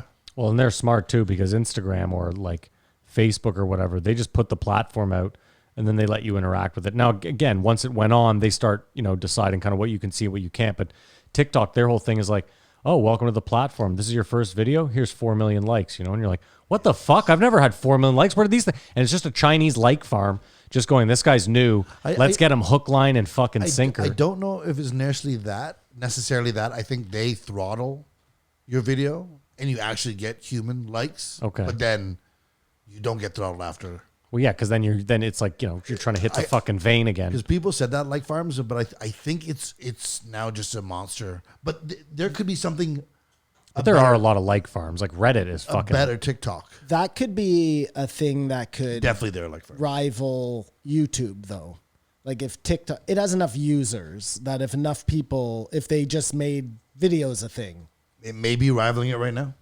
No, I'm saying we were talking a couple of weeks ago about like how there's just no rival for. But you might want to look at how long YouTube's been around to how long TikTok's been around, so its growth. But there could be something that trumps, forgive me for lack of a better word, TikTok 2 years from now. That is just Yeah, but you're forgetting that everything everything. plus. Okay, but you're also forgetting that as the world becomes more connected, as in like as third world countries, once a cell phone gets in every person's hand, then of course eventually the growth can be exponential, and YouTube will be too old and archaic by then. So something, of course, will come along the same way something will come along and crush TikTok. You need more of these in more hands. It's coming. I don't know what rate, how long it'll be. Well, again, it's how it's a weird thing because a country like China wants to keep a lot of countries down, but you also want to sell them stuff. So it's a weird. All the things I've used, China knows so much about me. Oh yeah, you're fucked. You know what I Yeah, mean? you're They fucked. could bring me back with the wire personality, CIA or FBI. Oh yeah, you're fucked. They could describe me to a T. Yeah. Know exactly where to find me 24 hours a day. Okay, we're gonna take a break and then do the next two, or are we gonna? I think that's probably prudent. I think this was the longest of I don't even think we have a paid ad, so it doesn't really matter where we break. We could do a Joe break and talk about Jerron Wilson for like 10 minutes and then just stop. And break it up. It was a joke. I was joking. No, no, I thought let's fucking do it. Okay, no, we're going to take a break. We're going to pay a bill, and we'll be right back. 1692, Jason Wilson. Thank you to someone. Men, feelings, identity, emotions. That was your subtitle for this guy? That's what you wrote down? What I really got from this one is that you crying over the Lions isn't the same thing. Sure. What does that mean? I wasn't crying out of anger or frustration. No, just like it's okay for guys to cry. I cry all the time. I don't want to make it seem like I made fun of Kamar crying because men crying is like a funny thing to me. I don't care. Cry. Like I'm telling you, I cry all the time. Every third commercial I watch, if it has anything to do with being a dad or a dog, I am fucking like, I cannot help myself. But the lion thing, like just to revisit that for a second, it was that we've talked about really sad things on this podcast, really horrendous things like this Yeonmi Park. You don't bat an eye. You know what I mean? I don't think the lion thing was sad. I think it was like really touching. No, but I'm just saying any display of emotion. I don't display emotion. Well, not to that point. That was the most emoting we've ever seen Kamar do, and it had to do. That's not true. That's not true. I think Kamar talking about, if I may, Kamar. I think Kamar talking about his dad. Maybe I got choked up. Well, is that the? I just felt like that was the most It looked emotional. like it felt away. Okay, I mean, listen. No, it was it felt like the most honesty I've ever gotten you without a comedic twist. To I don't know. I don't think Why I'm am I coming talking? out of this saying, "Hey, this guy said it's all right to cry. It's all right." Like I'm not saying that. Okay, well, I'm saying it. It's all right to cry. Listen, It was just a weird place to cry. I've cried a bunch, more than I'd like to admit. Drinking, I was the worst. Personally, I hate crying. I hate seeing men cry. I think if you cry, you're a pussy. I think when I cry, I'm a pussy. I hate it. Why? Despise it. I don't know. So this was a tough listen. No, I like this guy a lot. I love this guy. It's funny because because your belief is though. when I didn't really see his photo, I just saw the blurb and I was like, this should be a fucking MMA. What's going on here? And I started listening and I saw him and I was like, where do I recognize this guy from? And then they got to the video and I was like, oh, I love this fucking dude. Like I'd seen 2 of his videos before and no, I like him. I just whatever. I know what he's saying and he's right. I'm not sitting here saying he's wrong. I'm telling you what I have burnt into me. I think if this guy was in the room with you, he would say, Matthew. I know what he'd say. What was your dad like? I listen to this podcast. Yeah, and sure, yeah. There's You a think lot he of. might make you cry? If I was sitting in a room with him, no. Again, if I'm not drunk, it's not the easiest to get me to cry. Dog stuff gets me too. I'll tell you that. Have either of you? Sorry, wait, real quick. There's 3 things that get me. No, I gotta. There's 3 things that get me. Old men that are colorblind getting those glasses and putting them on for the first time. Yeah, that's pretty sad. That always gets me a little bit verklempt. I think I know number 2. Go ahead. The kid with the hearing aid. Kid with the hearing aid. Hearing his parents' voice for the first time. That's a tough. Always gets That's me. better than the colorblind. That should be number 1 on your list. No, there's not. I wasn't putting it in order. I was just saying there's 3 things that like And it's dog shit, and then those 2. Yeah. Sorry. Go ahead. Come on. Human suffering, Matt can handle. No problem. But the dogs? No, it's just I feel human suffering in like a different way because I just like I don't know. I don't know. It's weird. There's something like the colorblind glasses. I think it's just that we all take it for granted and you never think about it. So like I like taking photos. I couldn't imagine trying to take photos colorblind. It would just be like, especially if you're really colorblind. Like I Like you watch a lot of movies. yeah. Imagine being colorblind. No, Video games. Forget colors Okay, for fine. a second. Fine, We're go ahead. past the colors. I watch a lot of movies. Yes, I do. You watch a lot of movies. Yeah. They're like made to make you cry. They use special gimmicks to make you Sure, cry. yeah. That's, I don't cry in movies. never. No. You never cry in movies. No. I don't have a kid. He's a real tough guy. Okay, yeah, sure. The kid is a big I think one, that changes things. So but I'm giving you that. The weed is like the big No. denominator. No, you It, did cry at makes Pineapple you- Express. No, What kind of weed? Not weed movies, just smoking weed. It's the big No, I think maybe the weed maybe like dumbs it down for me. Not that I feel less, but I just like will express less of my feeling. If that makes any sense, because of the weed. Like maybe inside I'll be thinking like a ton of shit, but on my face will be written, "Are you even watching this?" You know what I mean? That sort of thing. Does that make like? Yeah, no, it totally does. It totally does. I was just trying to think of when I cry, but When you open the waterworks.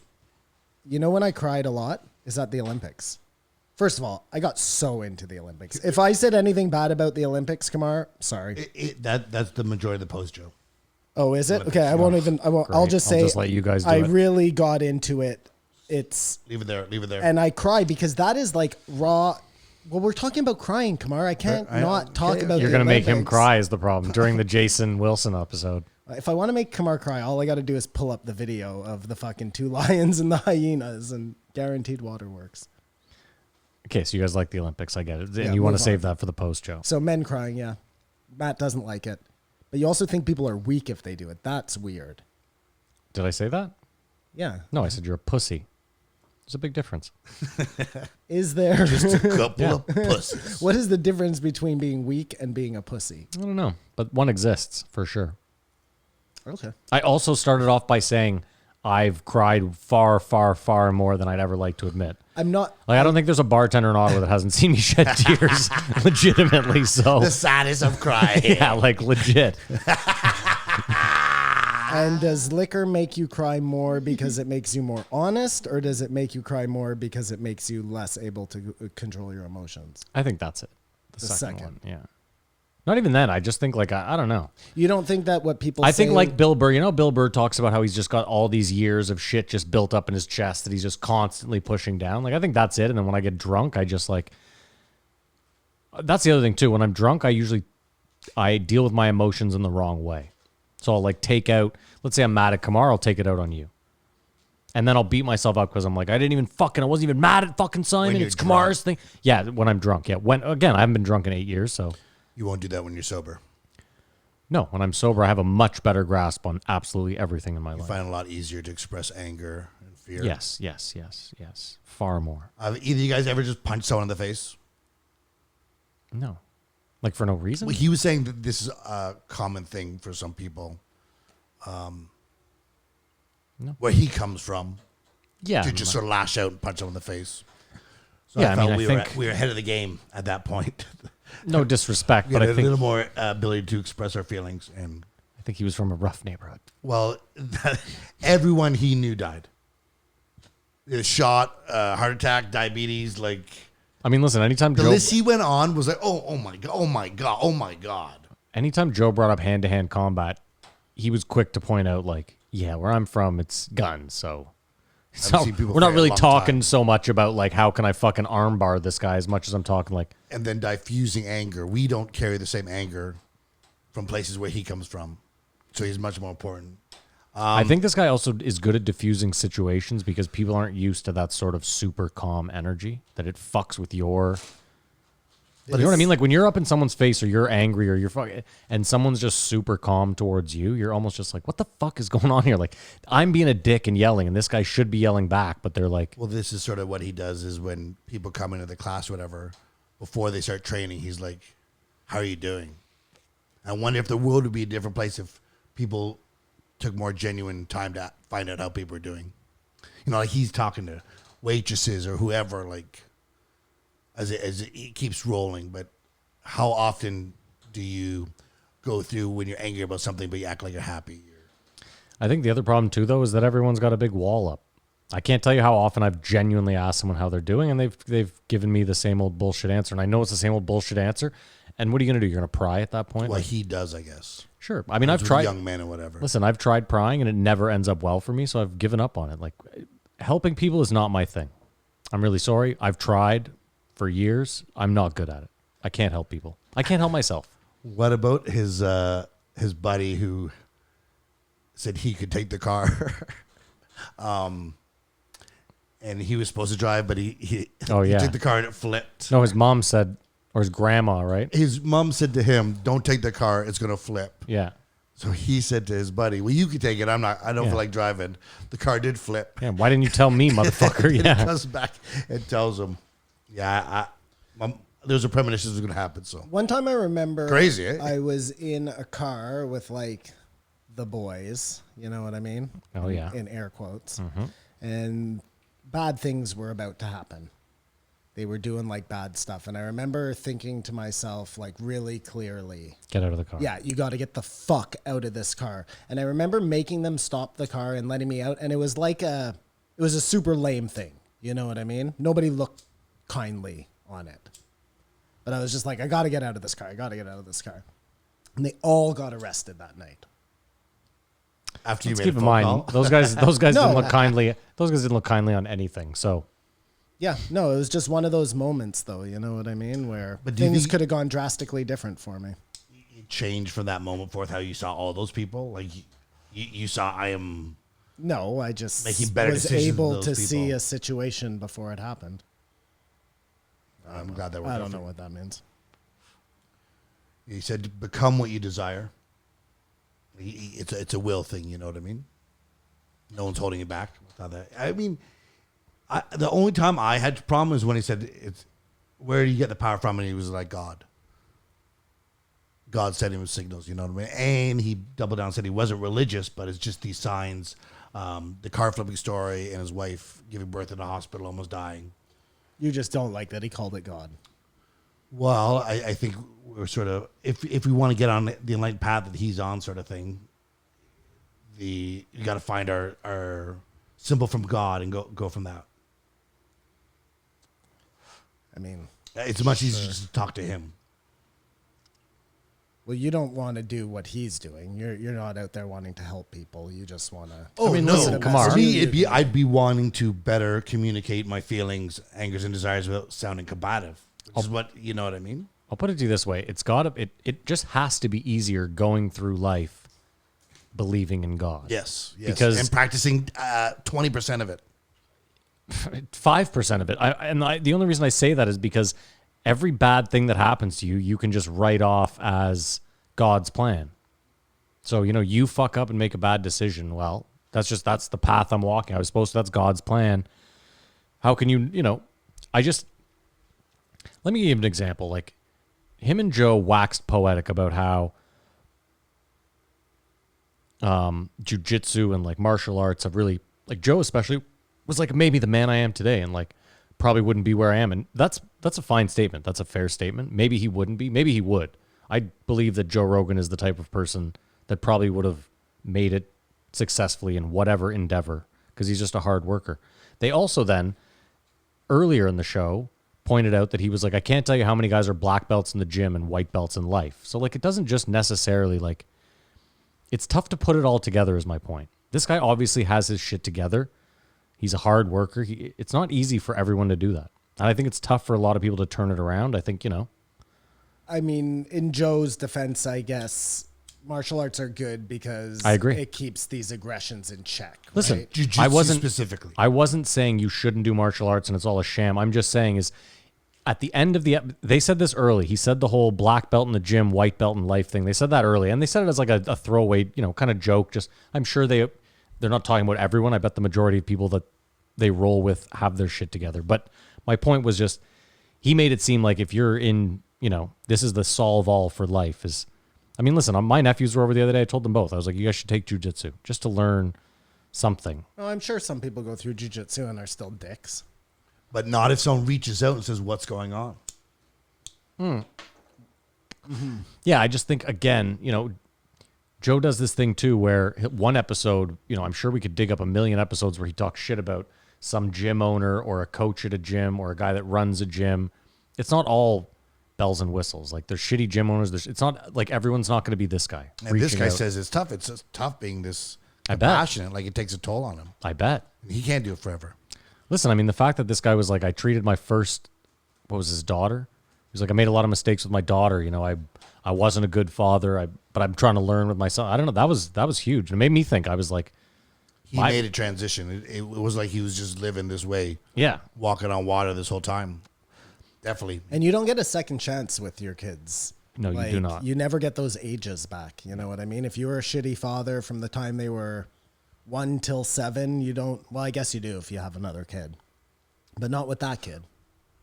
I mean, keep in mind though, like I'll use my dad as an example. 1 through 7, we had we were tight. Like my parents got divorced at 6, but my dad was, around for 6 years. So, everything was gravy. And then when they divorced, it just got real dicey. Like he didn't, as far as I know, he didn't show up for the custody hearing. So that's a big red flag for me. My mom gave him every second weekend. And like most of those second weekends, I stayed at my grandmother's. He was out partying, doing whatever. That, like, to me, the 1 to 7 didn't matter because I barely remember that shit. I remember the fucking 8 to 20 where, like, our relationship just fucking sucked. And in his defense, like, this guy spoke about it. Like, I know my dad's dad was not a good dad. And I know that his dad was a fucking piece of shit. You know what I mean? Like, the belt just got lower as the generations went. And my dad just... I'll remember my dad, the biggest thing for him was like, he'd fucking lose it. Snap, had the worst temper. He would just snap on me for nothing. For nothing. And then like an hour later, he would calm down and he'd come and like apologize. But to me, the apology meant fuck all. Because I was like, you already snapped. So like coming now and apologize, and you're going to do it again. So like it really, but now that I'm my age, like. But if you had a kid. Yeah. You would see that, like, sometimes you snap. I get it. You had a shitty day at work. Listen. Your kid came up to you at the wrong time. You didn't let me finish. Okay, sorry. I was just going to say, though, even being my age without a kid now, I still see that it's not, you don't know everything when you're a kid. You can't see it all. Yeah. So you don't know what they're going through. Like, listen, I'll say this. My dad at my age made a lot of terrible decisions, the age I'm at now. And, like, in his 30s, a lot of what I consider to be really detrimental to his life decisions. And I've tried to use that to be like, I don't want to make these same decisions. I don't know. Have you ever talked to him and broke it down like this really hurt me or? No, and I don't care. I don't care to. No, I don't care to. He's been through a lot in his life, and I don't want to bring any of that up either.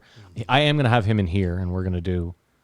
I want to at least get on tape the story of that night from both of our angles. There's no way you could cry in that scenario. No, not unless we brought some drinks in. No. I just don't. I've let it, Kamar, you know what the truth is I've let most of it go. I realize that he's a human being, that he wasn't perfect, that he probably had me too young and didn't want a kid. Like, he gave a kid up before me. It's not easy. Life isn't easy. Having kids isn't easy. If you've let it go, that's fantastic, because sometimes you don't let it go. You just put it somewhere else. But, I mean, that's all you can do. It's sort of, in some way, you just forgive him, and we go from here. And the next thing you do to me is what I'll judge you by. I mean, listen, I got lucky. I have a great stepdad. Like, he's an engineer. He taught me a lot of shit. Yeah, I wanted to give a shout out to my stepdad. Yeah. And again, like, it takes a village. So you can't, like, if one of your parents isn't that great growing up, or you don't have a great relationship with them, like, get over it. It's okay. There's a lot of, like, again, this chick walked through the Gobi Desert. The chick before this walked through the Gobi Desert. So, like. Yeah, but your worst day is your worst day, man. I get it. Listen, when he said, was it him who said, don't hold your parents' divorce, like, don't take that personally because that'll stay with you forever. Like, dude, that stuck with me forever. Mm-hmm. It was only till I really got old that I realized, like, oh, there's no way, there's no fun. Like, these people shouldn't have been together in the first place. It had nothing to do with me. They're both in better places. Oh yeah, just toxic people together who happen to have kids, and like, I guess I'm lucky because of that. But yeah, that stuck with me for a long time, for sure, for a long time. Anyway, sorry, keep going. Yeah, kids are weird like that though, because you have no idea. Whether that even affects them or not. Like, you don't know. You don't know if your dad's crying behind the scenes. Yeah. You know what I mean? You don't know what the fuck's going on. Unless you have those difficult conversations. Like, when I was I was a terrible student. Terrible. I would always wait until the last minute to study, and then my dad would help me all the time. He'd help me study. He'd help me, like, write my essay. I was just terrible. I was a terrible student. I wasn't stupid. I could do it all. I just would rather be out doing something else. And I remember one time he was helping me with an exam. No, I was writing an essay or something. And he was in Montreal because my grandmother was really sick. And he would go there like 4 days a week to sit beside her bed, which is, I guess you don't understand that until your parent is sick. Because I can't even, but he was there all the time, like all the time. And I had this thing due, and we were talking on the phone, and he was trying to help me. Like, I was typing, and he was talking and telling me where I should fix it up and blah, blah, blah. And he got all aggravated. He said, I'm just coming home. Just coming home. And he drove home, and she died while he was helping me with the stupid exam. And forever I thought like he held that against me. Just in the back of my head. Yeah. And I brought it up. And he didn't even remember. Like, he never put the two things together. Yeah. That was something I had made in Yeah. my head. And that's why this all brings us back to the 4 agreements. Because I broke one of the agreements. Took You it know what I personally? mean? Well, I took it personally and I made assumptions. I broke 2 agreements in the same thing. And See, I did it because my parents, as I remember it, my parents went to a PTA meeting when I was in like grade 1. And leaving, they got in a massive blowout argument. And then they got like separated the next day. So for me, I was like, it happened that fast. yeah, you know what I mean? There was, PTA, yeah. It was move like out. happy family. Oh my God, your son's a fucking retard. And just boom, that blew up the family. I think that might be, you never know too. Like, this is the weird shit that's like, that a psychiatrist might bring out. That might be why I always hated school. Also, my very first day of school, a kid robbed me. Well, both of those things could. That's traumatic. Your very first day of kindergarten, a kid robbed you. No joke. Like at gunpoint? No. Like I had like a, No, obviously not at yeah, gunpoint. no. I had 2 like figurines in my bag. And this kid came up and was like I was like a couple grades older. And apparently he robbed like 3 other kids too. That kid went on to become our Hargadon. Wouldn't be surprised. Come on, what else you got from this Have guy? you guys ever had a waiter who seems like they're going through something? Yeah. And you I was a feel like- waiter for 10 years. No. Every waiter's going through something. No, but his point being was like he experienced going out for dinner that he liked, and he noticed like there's a way to go through. This is like, look, you gotta not be here. It's the worst if your waiter's going through something that you feel like a burden that you've come to this place. Like it's the most selfish thing, but you would never go to them like, what's going on? But do you think you should do what he suggested doing, which is say, listen, I appreciate that you may be having a bad day, but I need you to get me another waiter. Absolutely. Yeah. Unless you want to have that horrible experience. I can't even like, I think, hold on though. even if it's I get almost a abuse. terrible meal, I still tip the 20% and I just go on my way. There's The no way meal's I'm different. asking for The another meal's waiter. different. I just feel like it's a bit rat? presumptive right off the jump. Like they could be finishing like, you know what I mean? It could just be crazy busy that second they sat you down. You haven't even given them a chance. I get it. If you've ordered apps and they're just a Well, fucking dick. This guy's saying he reads people. I mean, he seems we like all it. know what he's talking about, and Yeah, of course. it's like it seems like the impolite thing to do. Is that would hold you back from? I'll put it to you this way. I don't find that asking to be moved to another section or have another waiter is maybe so impolite. What I do find impolite is to pull the waiter in who's probably busy and be like, hey, man, you seem like you're going through it. Let's take a few minutes and discuss that. Like, dude, there's 6 other tables that haven't gotten waters. Like, I don't have He's just gonna time get to way more fucking. behind. Yeah, he's like, listen, I'm probably still going to tip you 15%, but good talk, buddy. You know what I mean? Like, But he was talking about if you don't do that, if you just take the bad service and go through the night, and you're sort of upset on the way home, you're driving, going, I let that happen. Like now you're harboring that. So I would say 90% of servers, unless you are a total asshole, they feel bad if they've given you what they feel is subpar service. Maybe I'm wrong. I think it's a shitty place because any place that sort of cares about their waiters are like engaged and like. As you're saying that, I'm like, does waitressing breed psychopaths? Do you think that most waiters, if they did badly, they care? I think I'll put it to you this way. Depends where you are in your career.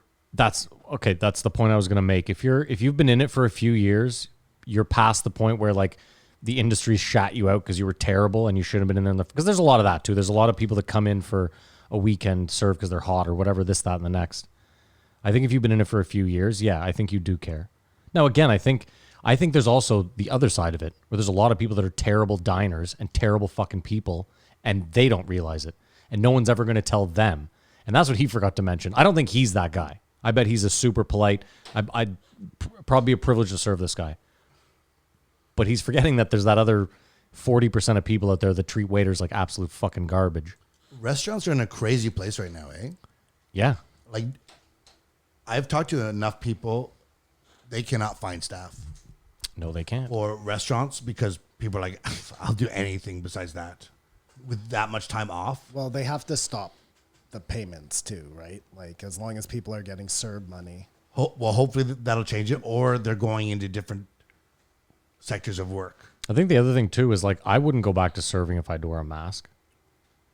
In the summer, It's a fucking especially when all the diners have no masks on. I don't know. One of You my have to wear a mask at any, like if you work at a weed store, if you work at, everybody's wearing masks still, you know what I mean? At least at a weed store, it's most likely air conditioned and very air conditioned. I see what you're Like, saying, because they're outside working on you're in a the hot patio with a Yeah. fucking mask on. You can't, and it's such a touchy time right now that you could be a waiter, you go behind the bar for a sec, you take the mask off for a sec to scratch your face, and some fucking Which asshole. doesn't make any sense because the people don't have masks that are sitting at the table. Like, That's what I just said. the So waitresses don't need to wear masks at that point outside. one of my best friends is a chef, yeah, and he's just stopped to become a mortgage broker.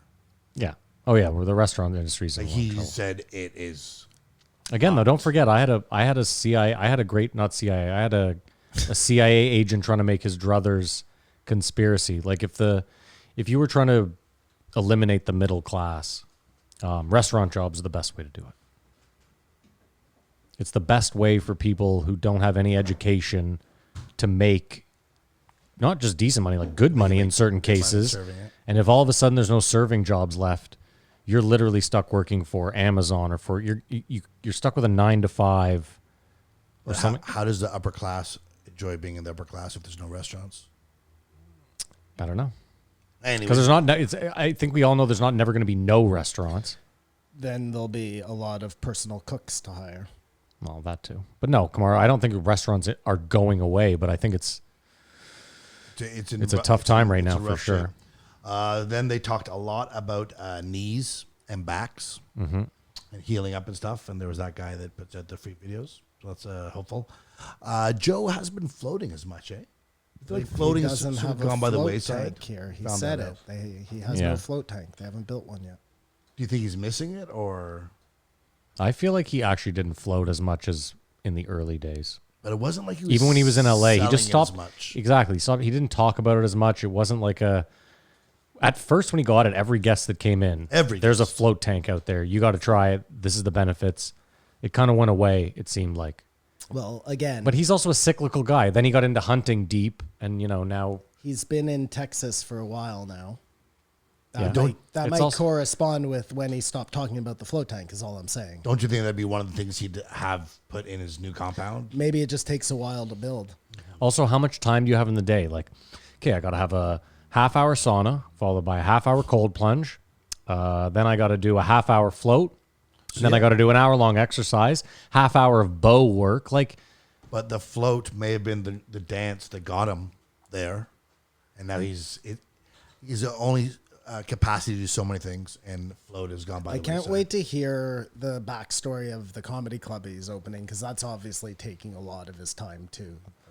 I imagine, yeah. There must be a way to find out more. Well, I'm sure we will at some point. He'll probably talk about it. But obviously, a lot of people know, right? I assume it's an Yeah, because he tells them after the fact. Yeah. Yeah, and they all have podcasts, And so they you tell would people. think, yeah. I mean, I assume No, it's, I don't think it's public. Sorry, I didn't mean to interrupt. no, I was going to say, I just assume it's one of those like Texan things where Joe just assumed he could buy a spot, put up a club, and then some dude with with literally spurs on his boots and a hat came up one day and was like, I hear you're Mr. Rogan and you'd like to open, I'm the ombudsman, and well, unfortunately, this ain't zoned for it, sir. And then it was just like some big dance. Like, we don't really like your type around here. We understand you bow hunting. That's nice. We also understand that you vote Dem, and that's not so nice. Or, you know what I mean? It could be anything. You I like feel it's gay a- people. Yeah, I heard you're pro-gay. That was a terrible accent. I don't even know what accent. Whatever, that it's was. fine. I Mine's feel like not it's a great deal either. that was like they were going to own him to use his space and stuff, and the level to he thinks he's going to run this. Like everyone gets paid, everyone gets great food, like. He said everybody gets benefits. Yeah, it's going to be the nicest club in the country. Like he's going to give For them a year. all Obamacare. Oh, we'll see. We'll see. Rogan care. No, what I mean is like for a year until his accountant hits him up and is like, this fucking money pit of a club you have is not. Well, this is what it seems like. Like, Listen, Joe, when you gave everybody a Tesla, it cost you some cash, there's the tale of how this almost got fucked up and then finally happened. I hope it works. And I listen. And then there's a tale of how it got all fucked up and it was a nightmare to get out of it. Well, I'll never own a club again. Listen, Or I'll not. give him credit if he pulls it off. Great. I'll give him credit for at least trying. You know what I mean? Like if he tries and fails, you got to still at least give the guy credit for saying, "Listen, I'm willing to put my own money up and try to pay comedians what I think they should be paid and give them the care." All the credit to him. I think. I hope it At works. the beginning, I said it was too much of an undertaking. Well, again, he's rich. He can just get a fucking business guy in there to be like, I know I'm not going to make money on this, but let's work away, you know. Start it the way you want it run and then pass it off to... Yeah. Joe's not stupid. Yeah, better not call it Joe Rogan's Comedy Club. No, he never it, would. Keep No. it downtown pizza. Something like that, generic. He's going to call it the Comedy Shop. This is a prediction. The comedy shop. What was the club that was down there? The Laugh Stop? I don't know. I've never been. The Laugh Shop. Did we say that? No. Predictions? Laugh Shop. Are we predicting the name of his club? We just did. mine was a Then joke. Jason preached about rest. Nothing wrong with the catnap. You know what I bet he calls it? Mitzi's. That'd be cute. That's very good, Matt. But again, it'd be a bummer for Mitzi's to come out of the blocks. Great. and You then should fizzle. write Joe Rogan a letter and suggest that. Yeah, we'll get it before Joe does.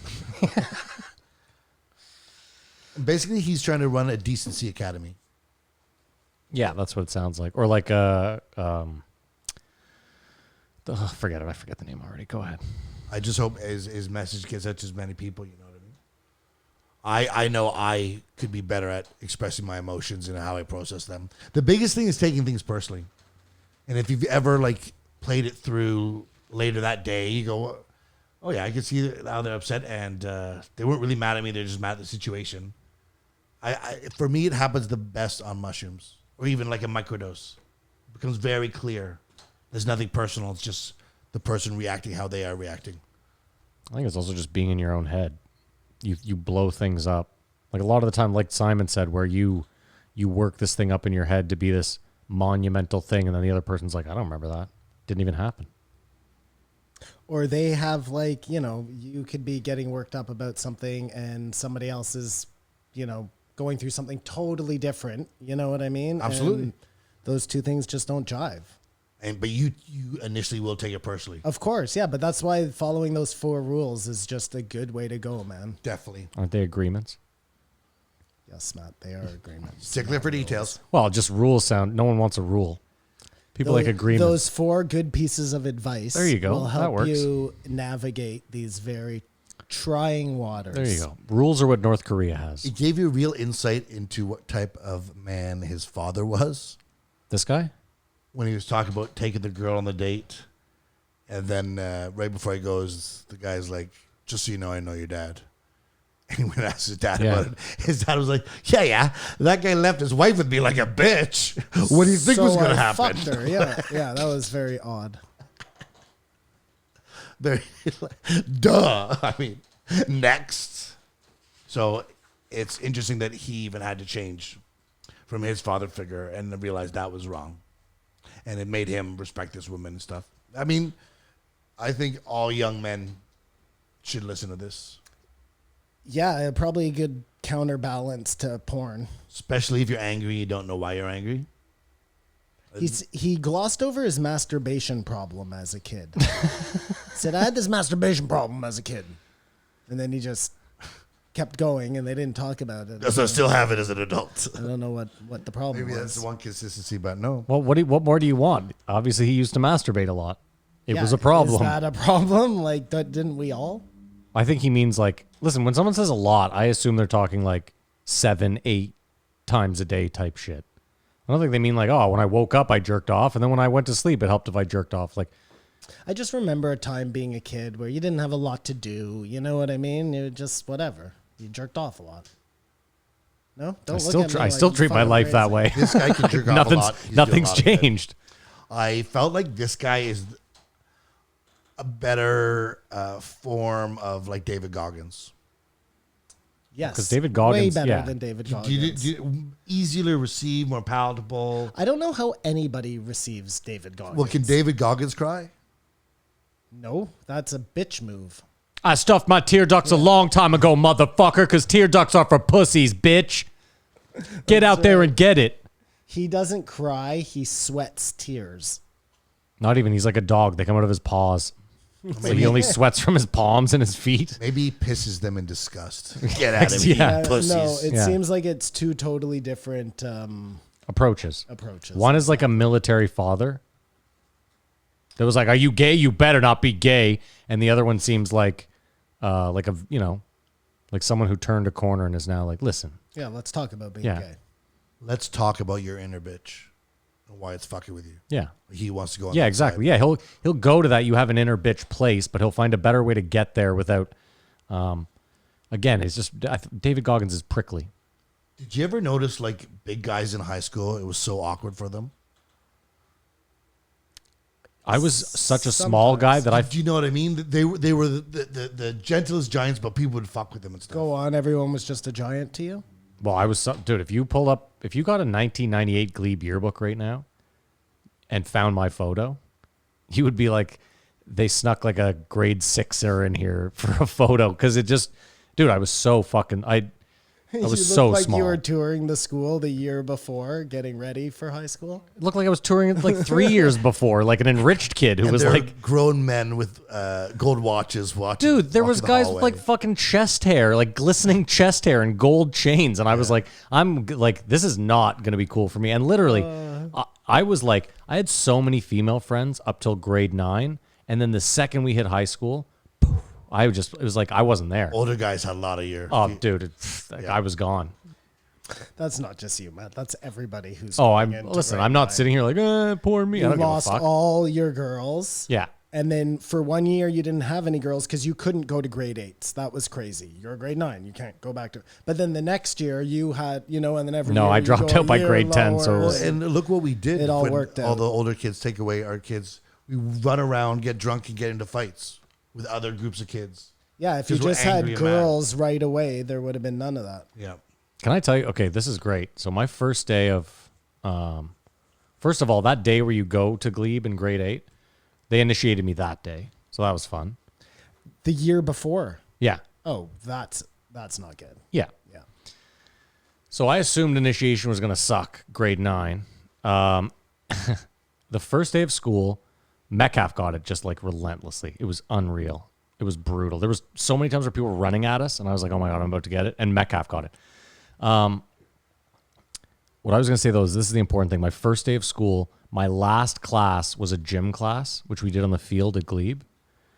And you don't know high school, so you don't understand. There was like 75 dudes lined up on the Glebe side, on the sidewalk.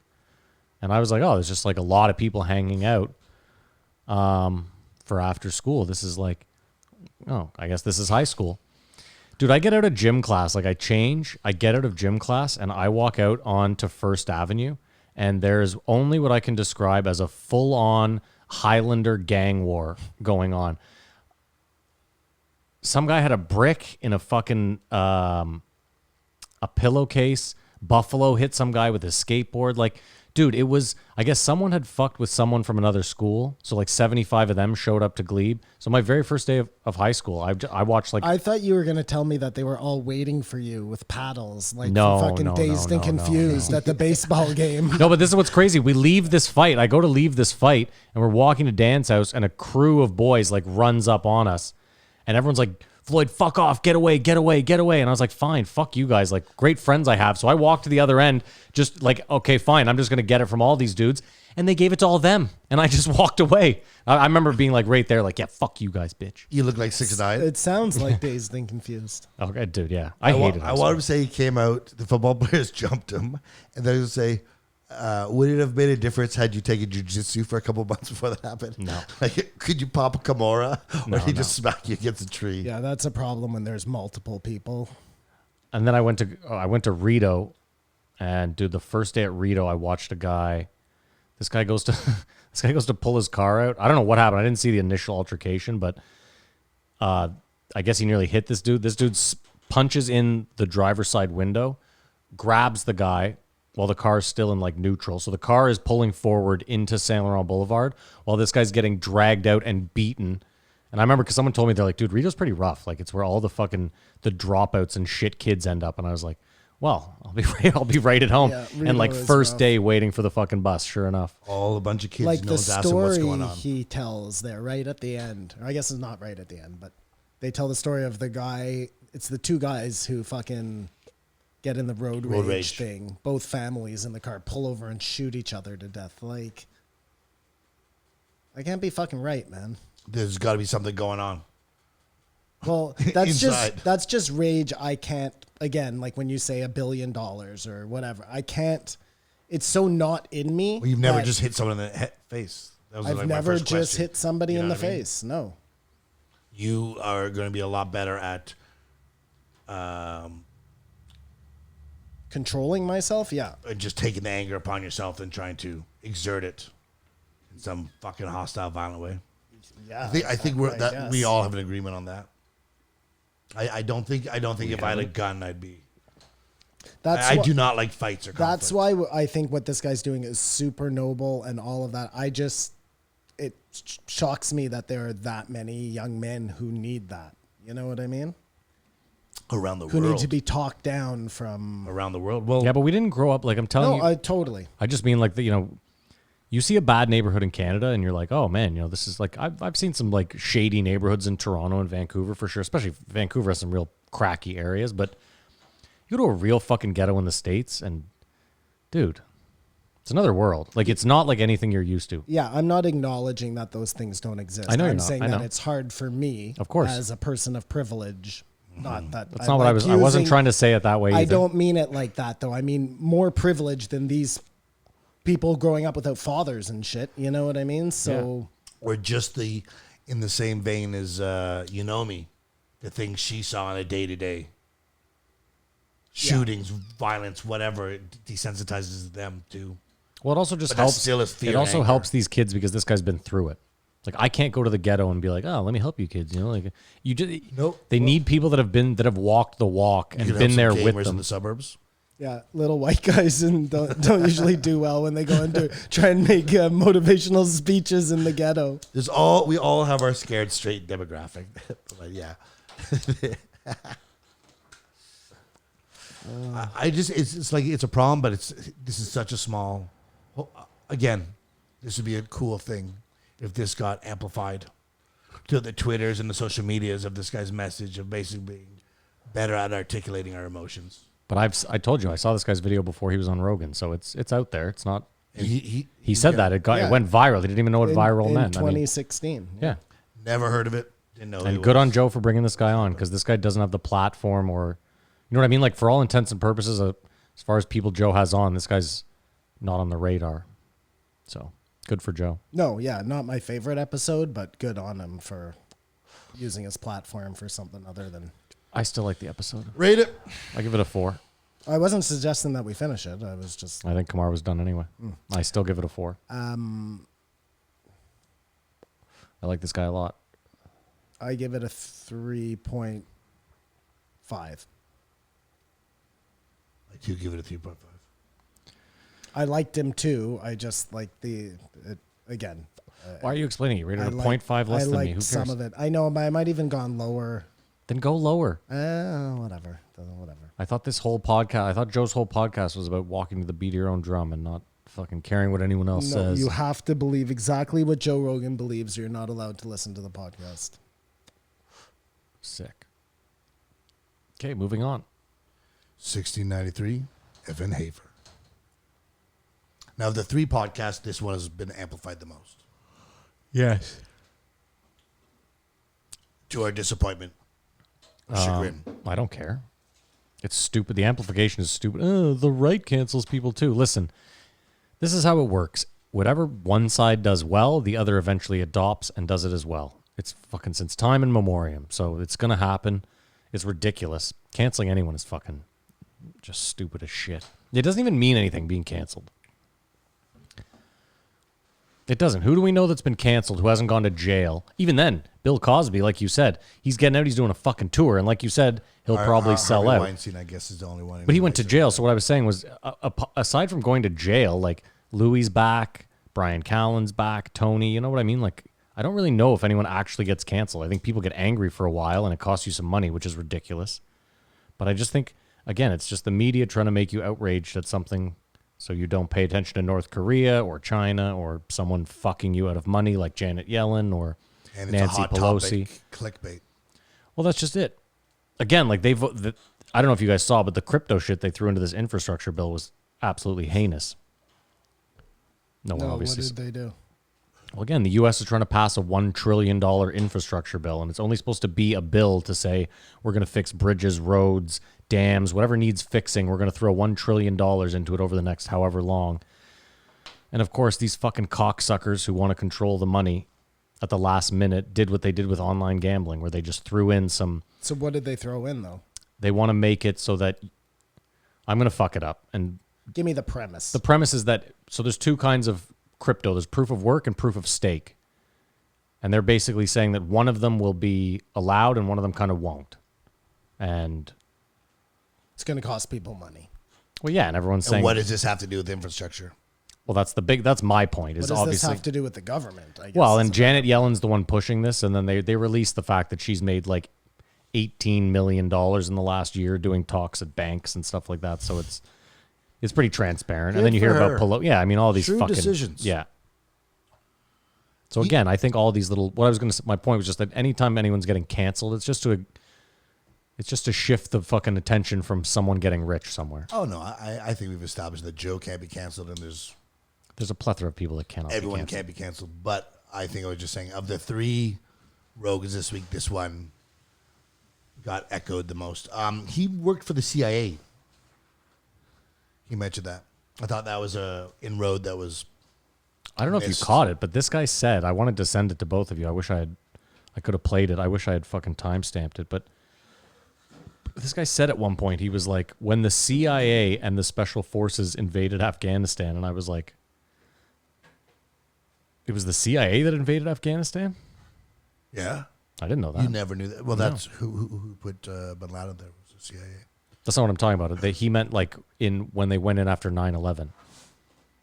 He said the CIA and the special forces, and I was like, oh, that's... Well, because the CIA was on the ground there. Well, they already knew. They were already there. They were the Yeah. liaison. Yeah, exactly. What you're saying is it was supposed to be the American military that went This is in, my point, not the yes. CIA. And this guy said, yeah, when the CIA and the special forces went in, and I was like, was that a slip of the tongue, or is this guy just like...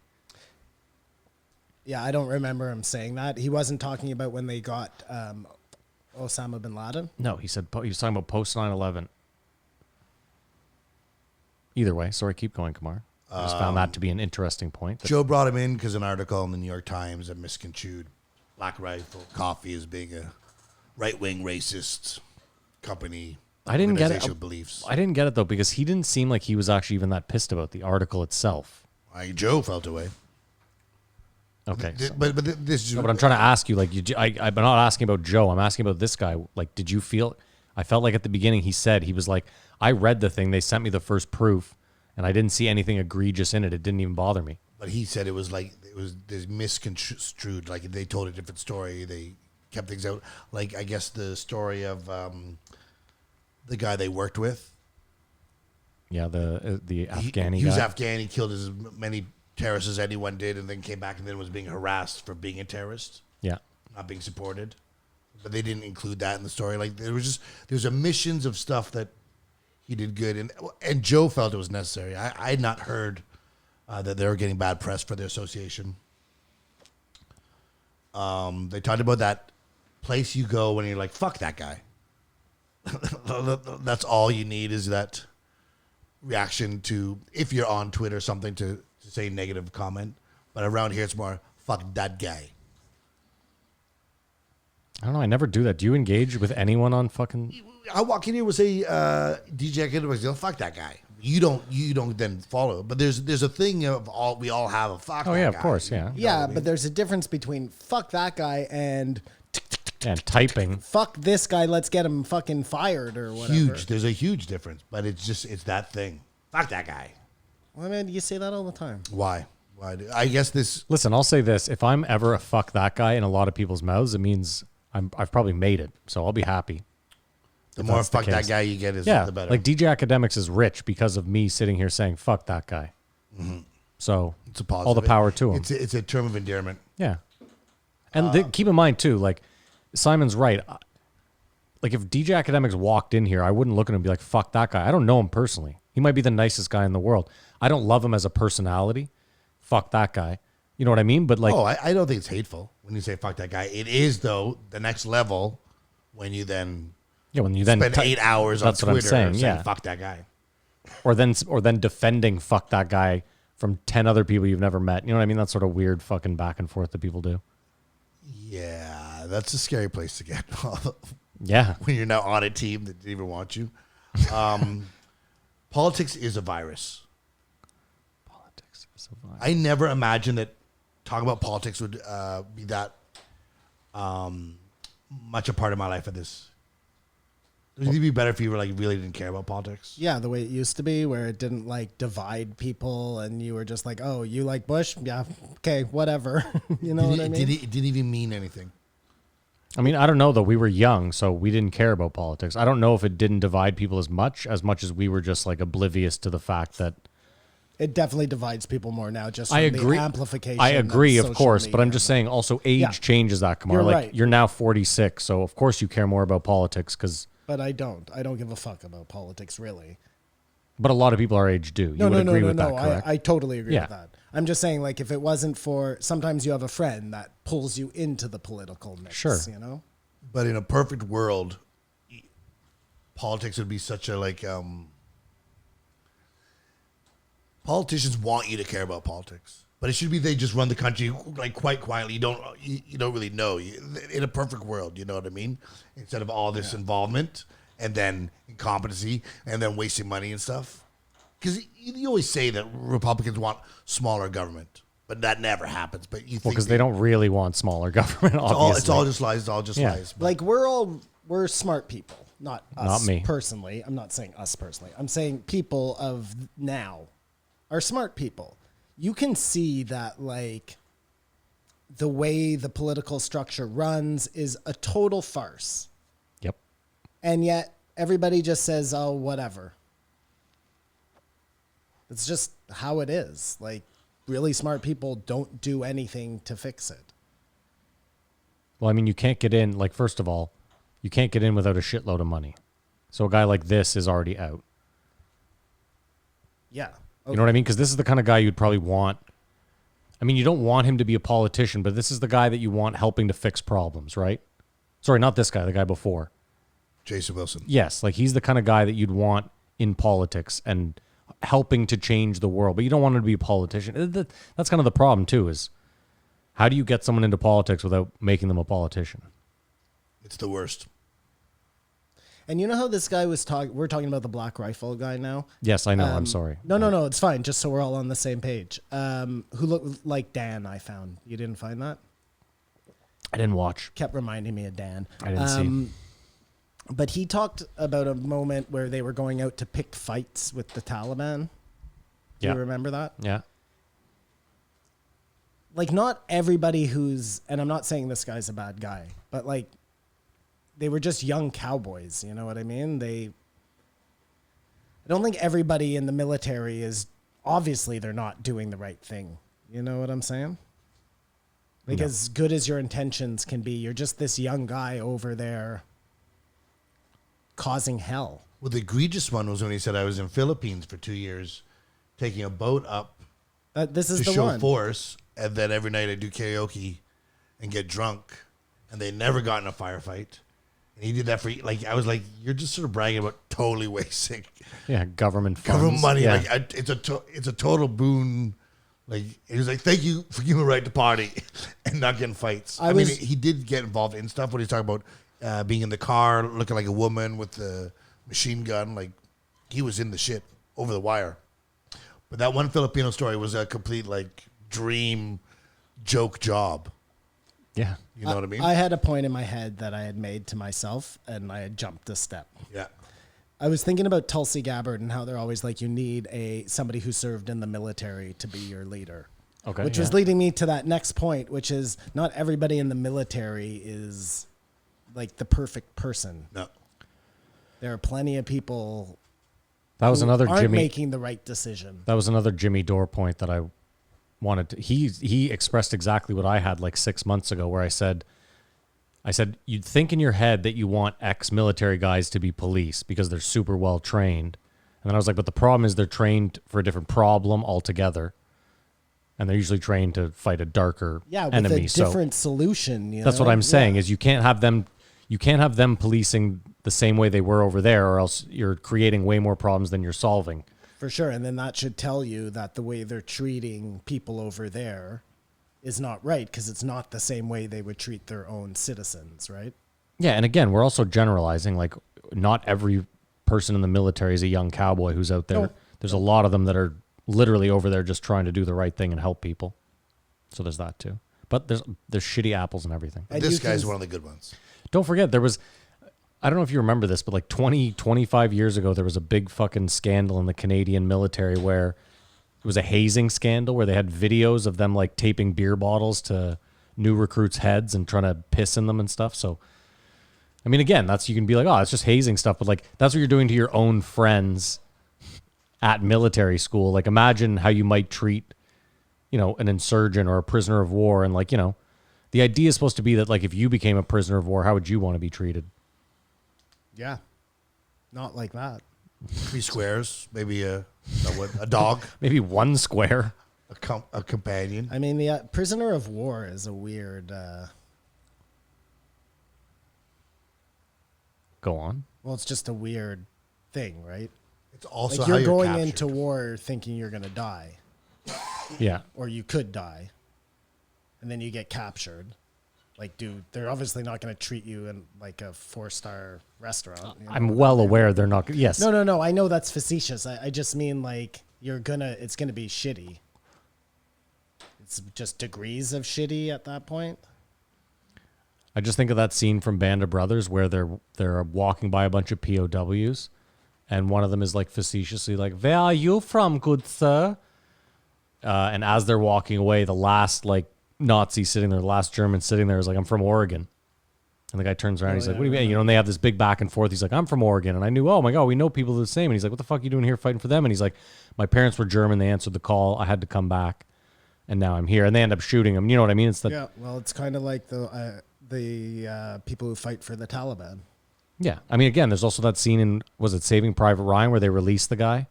And then later on in the movie, he's on the firing line shooting back at them. And I think it's Matt Damon, or not Matt Damon, Tom Hanks ends up killing him. It's a tough, listen, there's no easy decisions out there. I'll tell you that. In war? Yes. Like these guys that go out there, I don't think there are, I don't think there's such a thing as every single person out there could be there to kill you. Yeah. From child to adult, and everything happens super quick, and I can't imagine doing it. And another situation where it's like $1 million. You just can't imagine it. You know what I mean? Or $100 million or whatever. But they always harp, and it's ominous when Joe says it, is like people don't know what real violence is. And he usually ends it there. But what he's saying is guys like this guy, and 100,000 of them are all, Yeah. or 1 million of them are all in America, and like that was what the real violence would be. He never says specifically the groups or people, you know what I mean? But I think that's what he's alluding to. Was I mean, keep in mind too, there's probably some like 90-year-olds out there that like the South or like the North Korean chick, are like, yeah, but I've seen real, you know what I mean? Like, some of them may have if they're from another country, especially. well, there you go. But I mean, just saying, like, I would assume that being in World War II, fighting in a trench was far worse than being in Afghanistan. But who knows? They all suck. I can't imagine being either one. And then that's when Joe went on his vaccine passport rant. And that's what's made the internet upset. Well, there's a good question though. Do you have to, before we get to that, if you have to fight a war, hot or cold, as in like the heat where you're fighting? Yeah, I think so. You think so? No, I'd rather be shot in the heat than shot in the cold. Left to die I'm in with the you. cold. Yeah, I'm hot all day. Yeah. Simon says cold. Very interesting. Sorry, Kumar. So what was your? Then Joe went into his vaccine passport rant. Yeah. Because of Yeah. New York City, which was went on quiet for a while. And one of the things I think about is the media should just hold politicians' feet to the fire. The media should always be against the politicians, not from a side, just as we're paying you to do the will of the people. In a perfect world, Well, I think we the people. The problem is like, think about the next election cycle. We're gonna have to choose from still the same group of people that were making decisions during this, whereas we should just wipe our hands of it and say, all of you go. None of you got this right. None of you got this even close to right. So everyone goes, top to bottom. and then just like Ray at the gas station. Well, I mean, that might have to be. just Why has go it got to for be one. Ray? Like, I mean, Donald Trump ran the country, so why not Ray at this point? there are just no options, and nothing will ever change. Well, I mean, we know that's the truth, but I'm just saying is like, the media is not going to hold anyone accountable. We need to. I think in our country it holds it a bit more. Do you? Well, CBC? seems to be a bit of a cheerleader for the Liberals, but they're torn because they also sort of support the NDP. But it's tough because they're funded by the government. It's conflict of interest, I It's think. quite the conflict of interest. But just like we sort of have this more of an illusion of a three-party system, which they were clamoring for down there, which has been completely taken out. Well, why is it an illusion of a three-party system, though? Just because one party never gets in? I think so. Well, but that's... Why is that? I don't get it. I think No, the problem. they could cause minority government. No, it's three-party system. Yeah, they can cause big fucking things. But isn't that the problem in the States? Is if they get 3 or 4 parties, then no one ever has any power. Isn't that the real issue? More of a logjam. And nothing gets done. That's my point. Nothing Because gets then, done even this. yeah, I mean, I guess we end up in the same boat. But then you have more filibusters and more fucking headbanging and more. Yeah, because we're assuming that the way that the political structure is set up is the way that it has to run. Maybe, like you said, it needs way more than just an overhaul of people. It needs an overhaul of practice. Yeah, maybe. I kept thinking he was going to say, I think we should succeed. Who, Texas? No, the whole.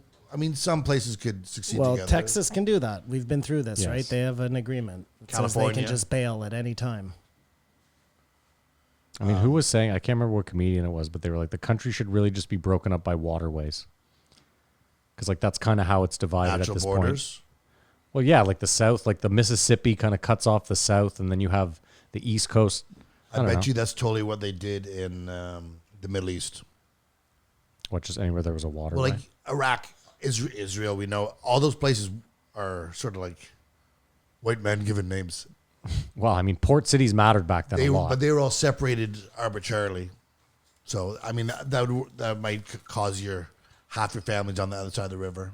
But it's a mess. It's a fucking mess.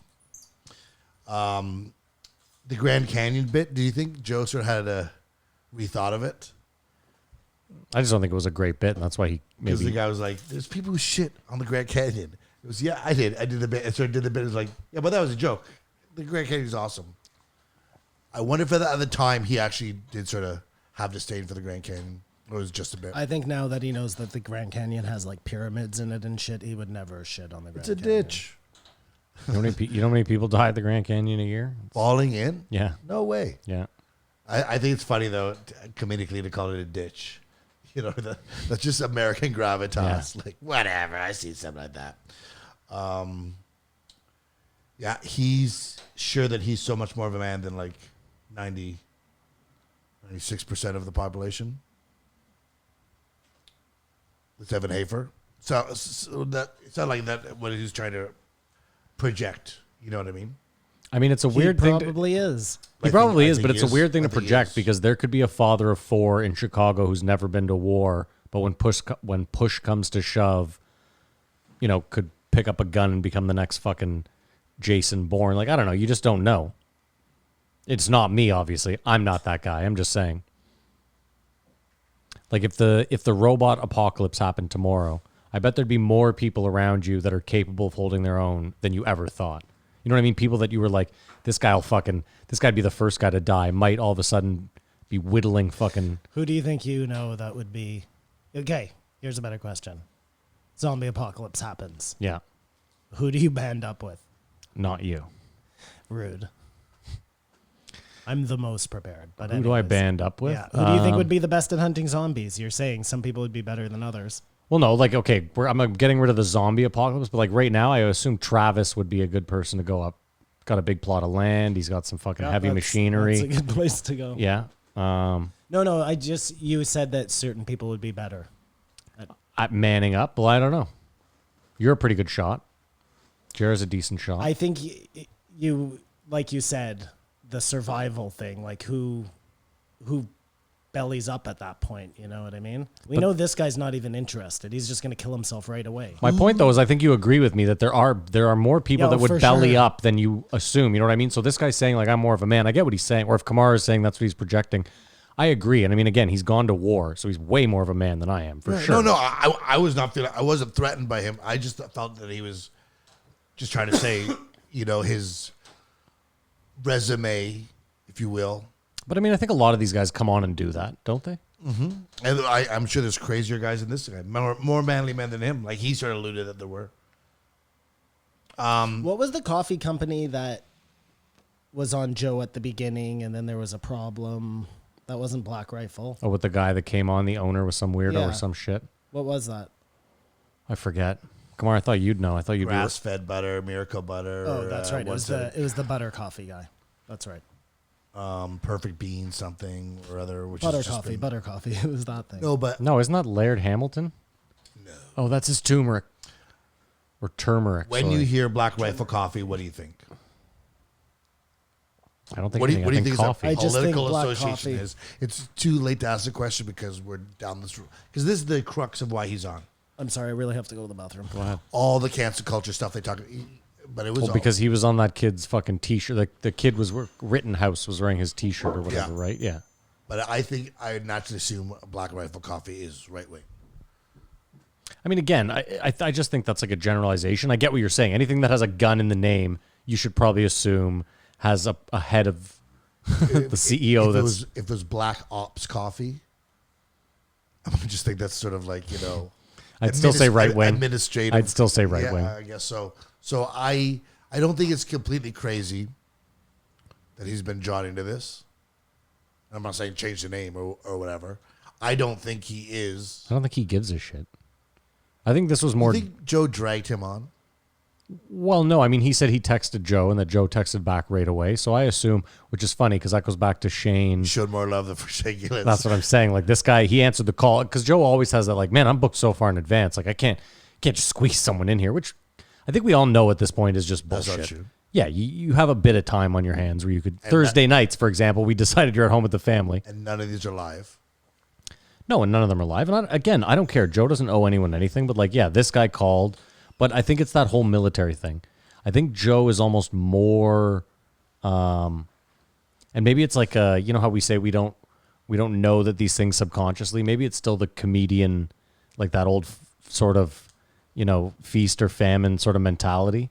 Whereas this guy's a first, he's a first responder. He serves in the military. That kind of thing that Joe. And he's doing good for veterans. Yeah. I wonder if it's like the best thing to go on Joe Rogan to, you know what I mean? Like to clear my name. To clear my right wing name. Yeah. To show I'm not who you think I am to go on Joe Rogan. I'm going on Alex Jones to show that I'm not into conspiracies. Exactly. Yeah. When my mother heard the name Black Rifle Coffee, she said, "That's a great name." There you go. Why did they name it Black Rifle Coffee? So Oh, there you go. It's catchy. What do you think word association you think of it right off the bat? I just think of black coffee. That's don't what I even said too, make yeah. Any other association besides that? No coffee. political affiliation. Oh, fuck, hell no, man. Do you know what the other thing, Kamar, is? It's weird. I know that people do. I'm not saying no one does that. But for me personally, like, if I'm purchasing a product, political affiliation almost never comes into it. I would say never. It might be the 17th thought if I'm going to go there. You know what I mean? Like if they made the best coffee on earth, I don't give a shit if they support Trump. The only time it would be an issue is if it was like Chick-fil-A or something like that, where it's so obvious that they're doing something weird. Like fucking kids. You don't eat Chick-fil-A? We don't have Well, Chick-fil-A. we don't have Chick-fil-A, so I don't no, have to that's make not what I the- asked. No, I don't eat it, Kamar, and I can do that because I don't have the chance to Like eat it. you would not if you had the chance? No, Easiest boycott on earth. I mean, I refuse. I went to get one. The I lineup was probably insane. would. Where's their Chick-fil-A? Toronto. Oh, okay. Gotcha. Would you refuse to do it out of politics and principle? Why? Because they're super fucking Christian? Is that the deal, Simon? I tried. Yeah, so You think they're into some like kitty fucking... No, they're against gay marriage. They're, Yeah. all things that you probably support. I So would why try would you to want say to it's support a not that- company that Because we have gay marriage. So their fight is lost. I would say I tried it and just to see it wasn't all that yeah. jazz. Anyways, not support the it. point is you have a choice, right? There's this place or Wendy's Chicken Hut. Make up Simon, a my name. point. Hold on. My point was this: it's not the first thing. Like Kamar was like, "What word association?" My point was like, if you make the best burger on earth, I might I might know that you support some shit I don't like, and my first instinct might be, oh, that's the best burger. But wait, I can't do it because like Walmart, I'm not doing it. I won't go in. Can't support them. But there's often times where I'm like, fuck, I really need this cheap thing, and then I talk myself out of it. Well, Amazon is the best example, right? Because Yeah, I try to buy all that shit at Canadian Tire now. Should Yeah. not buy on Amazon. They're ruining the world Yeah. in a million different ways. And, Just so this asshole and can go to as I fucking say space. that, I just ordered something on Amazon right here from the studio. Just now? Yeah, just Unbelievable. So, I didn't really. Come on. do you think he'd be better off to double down and become a right wing? Do you know what I mean? The same way, what's He his wants name? anyone to drink his coffee. He doesn't care what they think. Tim Pool. Tim Pool's he's like right wing as it gets now. That's what I mean. He saw where his demographic was, and he said, "I'm in this to make money." And I wonder. All the power to him. He was on Fox the other day, still wearing the toque. It annoys me so much. But do you think weird. he consciously went that way or got pulled that way? to wearing the toque. Like, could he be on CNN in 5 years? Like, No, because I think he's steered so hard into the So other hard. way that I don't think there's really a way back. so this guy's wants to be even keel. I think maybe he should. If lean he into does make his way back, it'll just show you what a farce this whole thing is. Like him switching to that side. I already think it's a farce. I mean, I personally, guess but- you could But say, that would be look, depressing. like his whole thing is, look, the libs have gotten too, they've pushed me to this point, right? Yeah. Like a lot of people felt that way. Yeah. So, but if he came back now, yeah, it would be too much. To the day you die, you have to ask, what was wrong with Tulsi Gabbard? Why can't you say her name is what I will ask till the end of Because fucking she didn't time. get any love. But what, like, do you know what I mean? Come on, No one- forget her. Like Bernie Sanders was there. We know what happens. They don't want people like that in any form of power, any position where they can change anything. They have a machine that runs that makes them money. Money, money, money, money, money. Yes, and she is a giant anybody wrench. who fucks with that money, they will go to any lengths. Look at the wars. She Look at never had the- a chance in the selection. Never. But it's not any lengths. It's easy. They get it early. Nip it in the bud early. No, but I'm saying, like, look, if she had been winning later on, they would have found another way to sully her that was worse. You know what I mean? They would have fucking put a dead body or My point though is a guy like Bernie can make it literally to the point where like it's like, oh my God, this guy might do it. Oh wow, he's on Joe Rogan.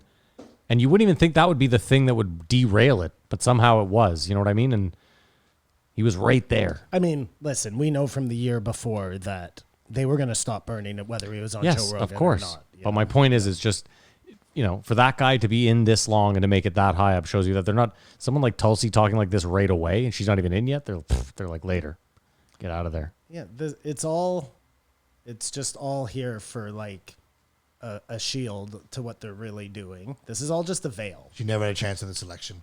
And then what happens is the mistrust with politicians is there to tell you, do as I say, not as I do, as they all...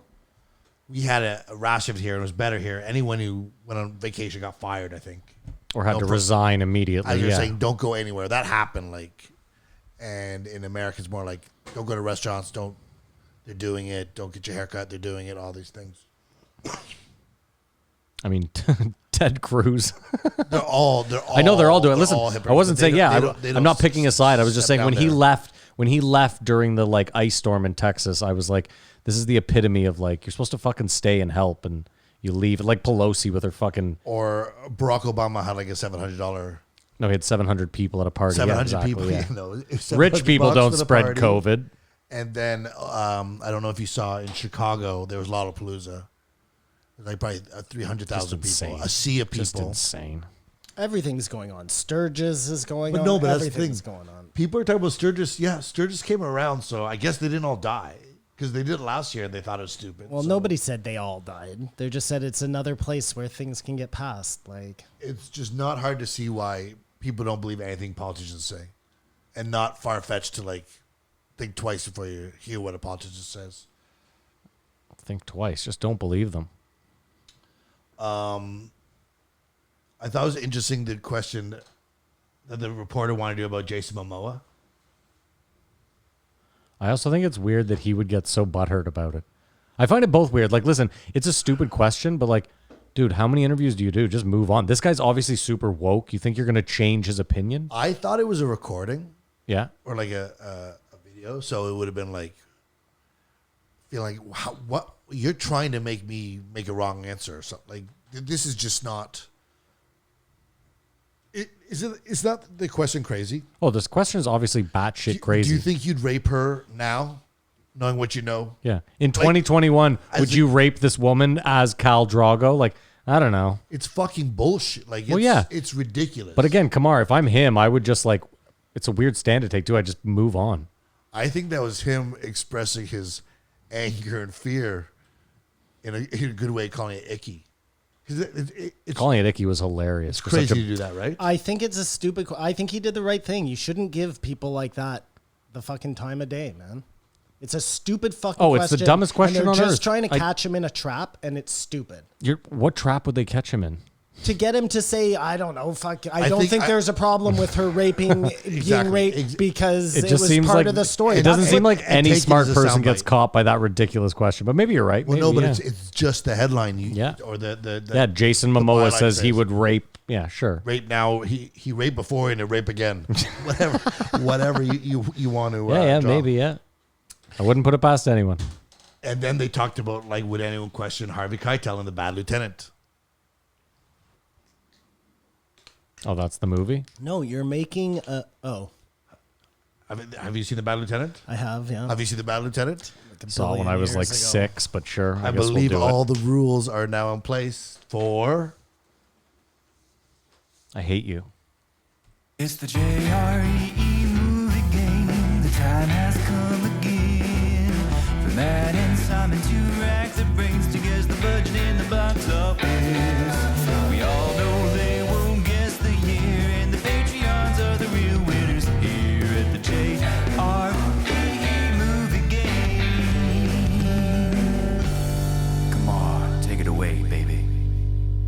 Fuck yeah, thanks, Tyler. It's the movie game where Matt and Simon go head to head to find out what year a movie came out, how much it made to make, and how much it made at the box office.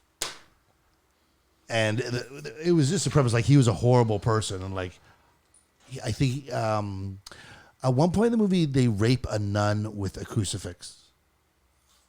It's really one of the grittier movies I saw when I was young, and no redeeming goodness about it. You saw it when you were 6 years old, you said?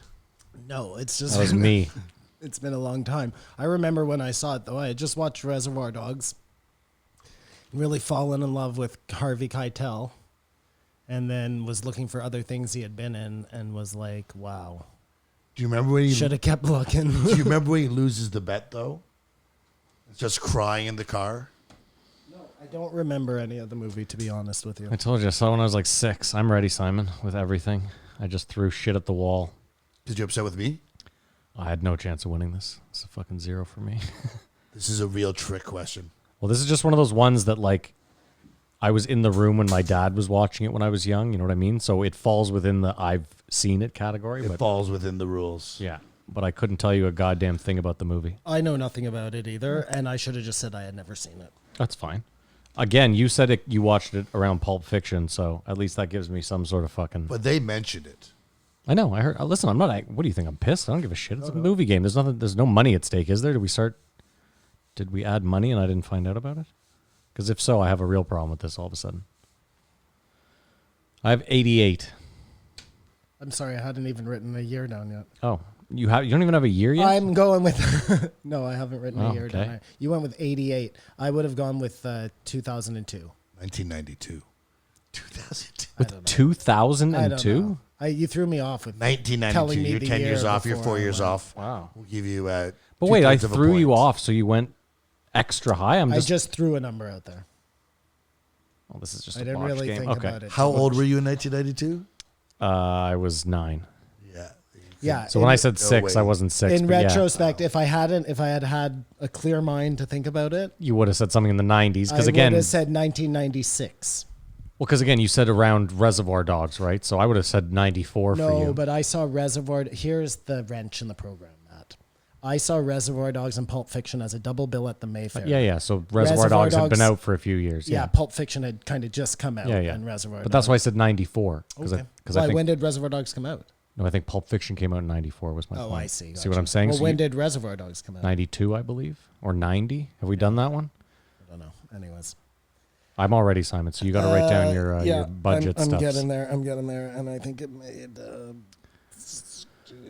Reservoir. Okay, I'm ready. Go. You want me to go? I'll go first. Yeah, since you go first. Yeah. I think it cost $6.5 million to make. Kamar does not like that. And I think it made $62 million. Wow. I had 15 million to make and 22.4. Oh, you really thought it was a flop, eh? Yeah. Well, wait for the answer. It cost $1 million to make. Oh my God. It made $2 million. I mean, I guess that's really good in return on investment. It's a total. It cost one and it made two. That's the lowest. It's good return on investment, but that movie would like to run it in theaters and shit. No way. Couldn't have made any I money. think it might be NC-17. I think it might have rating issues. Either way, I think that's the lowest box office and budget we've had on the movie game ever. Yeah, well, you got to remember Harvey Keitel isn't Harvey Keitel. And Reservoir Dogs came out in 92. There's no 92. money I for was star correct, power. yeah. And Pulp Fiction was 94, you said? I believe so, but I can double check. I mean, Pulp Fiction's a tough one because Although none of us saw Harvey it. Keitel's been None of around us for a saw while. it at Cannes. It Anyways, says no matter 94. what, 2002 was the craziest, fucking stupidest year I could have thrown out there. Yeah, 'cause wild it wa- answer. Wild Wild answer. answer. Doesn't even make any 90s. sense. 90s. Pulp Fiction says 94. 94.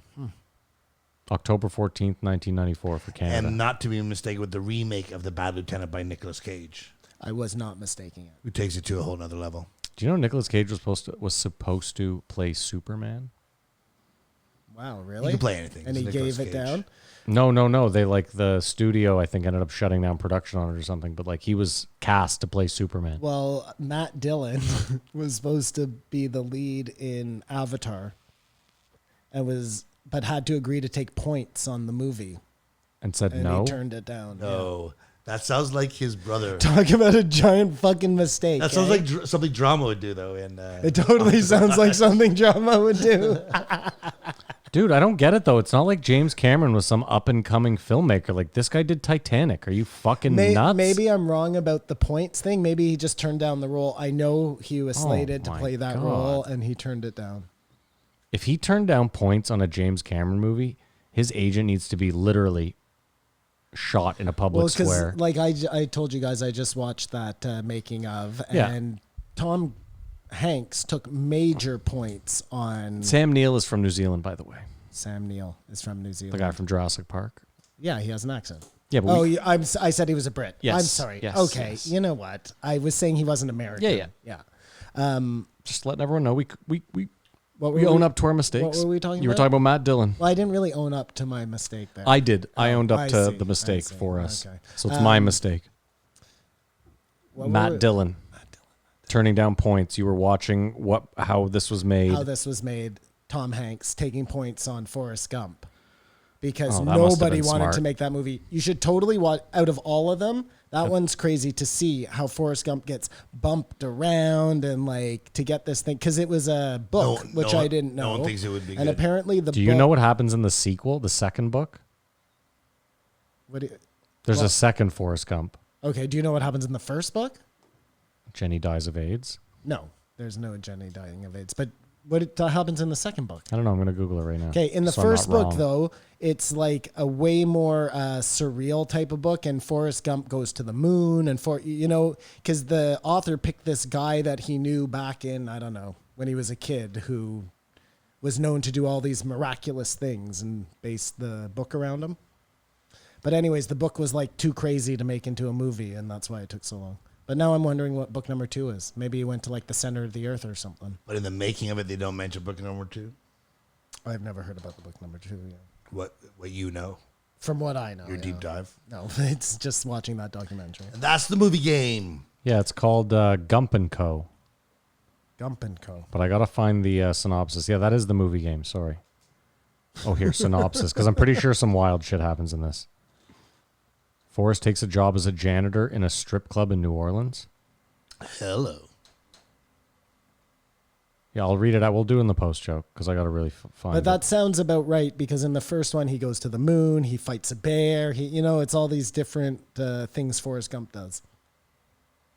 which is kind of what the movie is, I guess. But no one thought it would fly. And Nobody then thought it look would what fly. Look what it ended up. Look what doing. did. Yeah. Those are the best. But didn't win the Academy Award because Shakespeare in Love did. Was that one of those No, it years, won. Matt? It won. It won? What one? I'm saying, was it lumped into that year? That was Goodfellas, I Saving believe. Private Ryan, Forrest Gump? No. Forrest Gump. No. It was Goodfellas. Forrest Gump was the same year. No. Forrest Gump was the same year as like True Lies. What the fuck won that year? Might be Shakespeare in Love. No, Shakespeare in Love was the year of Good Will Hunting. No, Or yeah. Goodfellas. No, Good Will No, Hunting. I thought. Goodfellas lost to. Dance with Wolves. Yes. I'll find out. Forrest Gump. Give me a sec. Here, Forrest Gump Oscar. But I wonder if, like, Goodfellas got kicked around studios or people want to make it right away. Scorsese, obviously. Like, Yeah, I let's don't do think he this. had a problem making movies. Yes. Not at that point, anyways. That Aliens doc he was talking about is out. On Netflix? J.J. Abrams. Oh, where's that out? It's on Crave. Yeah. Really? Okay. Apart. That I want to watch. Did you guys watch the one that was on Netflix? It's terrible. No. That's the movie game. Forrest Gump won Best Picture. It did, okay. He won Best Actor. Robert Zemeckis won Best Director. It cleaned up. Zemeckis also did Back to the Future. I didn't know that. I thought it was Spielberg, but It's right up his alley, though. Zemeckis. And that's the movie game. No, and Zemeckis also put a clause in saying they couldn't remake the movie until after he died. remake Back to the Future? Correct. Oh, that's interesting. Yeah, that was another one that they showed you, the behind the scenes. Oh, interesting. Yeah. And that's the movie game. And that's the movie game. Sorry. So, the first part of this is him talking about this misconstrued article, Joe going off on the vaccine passport, and just sort of airing it out. Yeah. Cancer culture, we've heard all before, supercalifragilisticexpialidocious. So vaccine passports, Yeah. like, as much as I'm in favor of people getting vaccines, I'm not in favor of these vaccine passports. I think they're ridiculous. It sounds like a bad idea. It sounds like a horrible idea. And a slippery slope. But what I do think is a good idea is this: if you don't get a vaccine, you got to pay for your own health care. Yeah. Although I don't know if you've heard that one floated out there. Wouldn't you get a discount on your health care because you didn't cause a vaccine? I don't agree with that one either, though, Simon. We don't make smokers pay for their own health care. We don't. Yeah, you're we don't right. make people that eat shit pay for their own health care. Like, everyone's allowed to make bad decisions, and we all foot the bill. That's just something we've agreed to Just do. don't get so tested and don't go anywhere. I don't think it's if it fair happens. to. Well, you Tough it out. do pay if you're a smoker, right? Because I mean, you pay a tax on all your purchases your of cigarettes. Yeah, but I mean, that goes to pay back the difference. I get it, but make. they don't do it on that's a weird one because it's a I guess what do you tax though on not getting vaccinated? Like, There's nothing, so that's what I'm saying. So there's no. but again, heart disease. Like, there's no super tax on McDonald's. There's no super tax on fucking fast food. You're absolutely right, but the same way cigarettes are taxed Yeah. and liquor is taxed, and now weed is taxed, so should fast food, right? I mean, liquor Like, isn't taxed at near the rate that cigarettes are. Well, it should be. Nowhere close. Okay, but it should be. I'm just letting you know. Like, a pack of cigarettes, you could probably, if the government weren't involved, I bet you could still get a pack of cigarettes in Canada for like $1.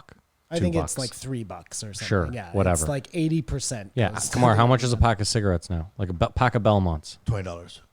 for 20 pack? No, I No, don't. for a I can't 25 afford pack. that. $20.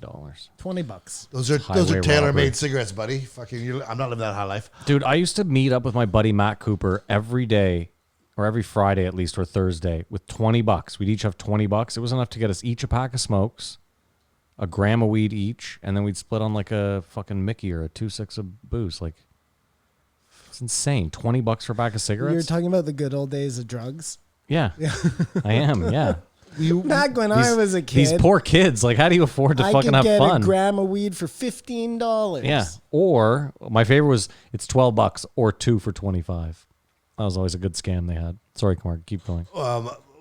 We were at this party with my friend's dad, just talking about the good old days, and he was saying for $1 he could have 10 beers, tip a nickel, and have a great night. And he bought his car brand new for $2,800. It's crazy how quickly we've gone from Well, you know it's because all the that to a $300,000 car, Inflation. well, it's also because all the banks right now are buying up all the homes in the U.S. and inflating the fucking shit out of the rent and the rates. No one can own a home right now. It's and brutal. they're trying to make it like, who wants to own a home? Yeah, why don't you just rent it from us? Yeah, you're never going to be able to afford this. Yeah. See, You the don't wanna put whole your feet thing is down. just a fucking scam. Okay, so they go all over that stuff, cancel culture, blah, blah, blah. And then it just turns into a weird questionnaire for Joe. about comedy from him. Yeah, I didn't. It's funny because I liked this guy and I didn't mind the first half conversation, but I didn't love this podcast. It's almost like a comedian asking about fighting. You know what I mean? When they find the conversation might have gone stale. Yeah. Instead, he asked him all about comedy. The only thing I'll say about this episode, well, I mean, I'll say more, but the main thing I thought was here's Joe acting so quickly to save this guy. But poor Shane Gillis. Oh, you're taking a piss. We already got there. Oh, did you? Oh, I'm sorry. We already got there. Oh, by yeah. the way, huge raccoon back there. Oh, yeah? Oh, yeah. Scared the bejesus out. It scared the piss out of me before I started pissing. Yeah, no, you went out to piss, and I said this guy like texted Joe. Joe texted back immediately, and next thing you know, he's on the show. Yeah. And I was like, Shane Gillis, he's like, bro, I'm booked up. I can't find the time. I mean, I did a float. Yeah. I got. It might Hey, have been. Black Rifle guy, schedule be damned. Yeah, come on in. Shane Gillis, hold my beer. Yeah. It was pre Spotify though. What was This Shane Gillis thing? timing. So what fucking difference does that make? Joe's getting demonetized all over the place. Like maybe it was more than just like okay. I'm not going to bring you on here because we even said like because he did it before for the. Hold on though. Are you But if you're doing a favor to someone, what do you care about being demonetized? Seems like a weird and flex, maybe right? he had less flexibility in. Okay, maybe, in sure. LA. This is nice of you, in paying the benefit of the doubt. pre-Spotify Yeah, time. okay, fair No, enough. no, It's nice of you, I'm just Kumar. wondering, like, Joe, if you're listening, Kamar's got your back. how much was it? Because like Shane's like, article, you're on the show. Like we found the time because he knows I'm live. Yeah, Shane lost his job. This guy had one like less than favorable New York Times article, and it's like, come on in, bro, red carpet. And I happened to be listening to The Fighter and the Kid, and Brenda was like, Joe Rogan was bummed. Like, And it really did not go over well. What didn't? Shane saying, I thought. I could, Oh, Rogan was I could go bummed? to- well, we heard him, but like, why do you think that would happen? Why did you just assume we'd be on the See, show? that's what happens when You sort of take 7 that thing. Budweisers gets in you. And they made something out of it. I didn't think it was that big a deal. well, he broke one of the agreements. He should never assume. There you go. Are we done with this one, Kumar? Oh no, I was just Sorry. top 3. He said Kinnison, Pryor, and Bill Hicks. I'm surprised he didn't mention George Carlin. There are so many to mention. Like it's almost an And I feel impossible Eddie list Murphy to has to make. be mentioned. And Chappelle. Well, no, he and, mentioned like, Chappelle and Burr and Louis. But he mentioned were Chappelle. alive. But unfortunately, he mentioned Chappelle in like now I like to go see Chappelle. Chappelle is definitely. It's fine if he's not your first. I get it. Maybe you're older than me and you like grew up with Pryor. I get that. Or Hick. Dave Chappelle is definitely right now, living or dead, one of the top 3 comedians of all time. if not the coolest.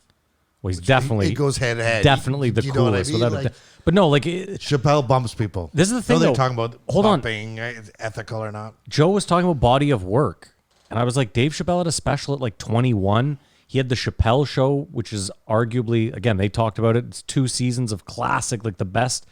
Dave Chappelle, hands down. Eddie Murphy, if you're going to put him up there, he only has 2 specials realistically. I don't put Eddie Murphy in there Because of that? of no work. You can't do 2 specials disappear forever and then people like they're great. It's Delirious is a great special. Also, his work on Saturday Night Live, I still put him up there. He's still in my top 3. Me personally, I guess so. I would put Louis C.K. there before I would put Eddie Murphy. Eddie Murphy was the head writer on SNL at 19. I didn't know that. Yeah. So he was an actor and the head writer, Yeah.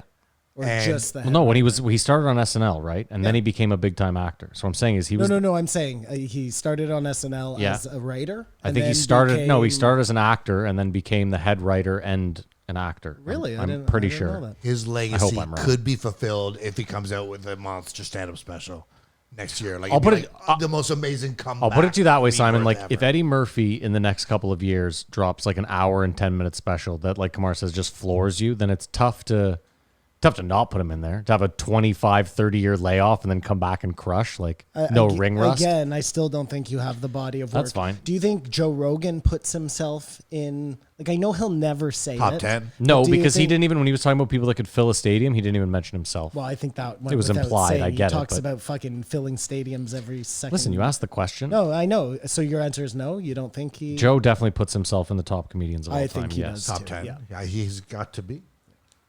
You think? I mean, in a variety of metrics. Does Joe fill those stadiums if he doesn't have the podcast?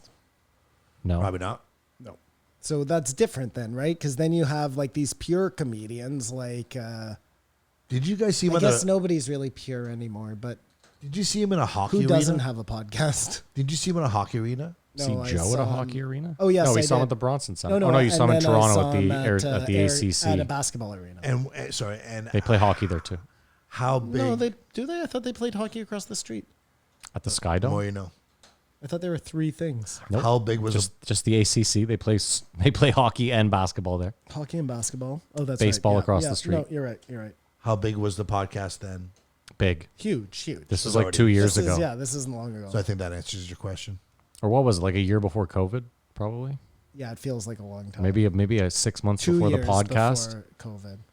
No, we had already been doing the podcast.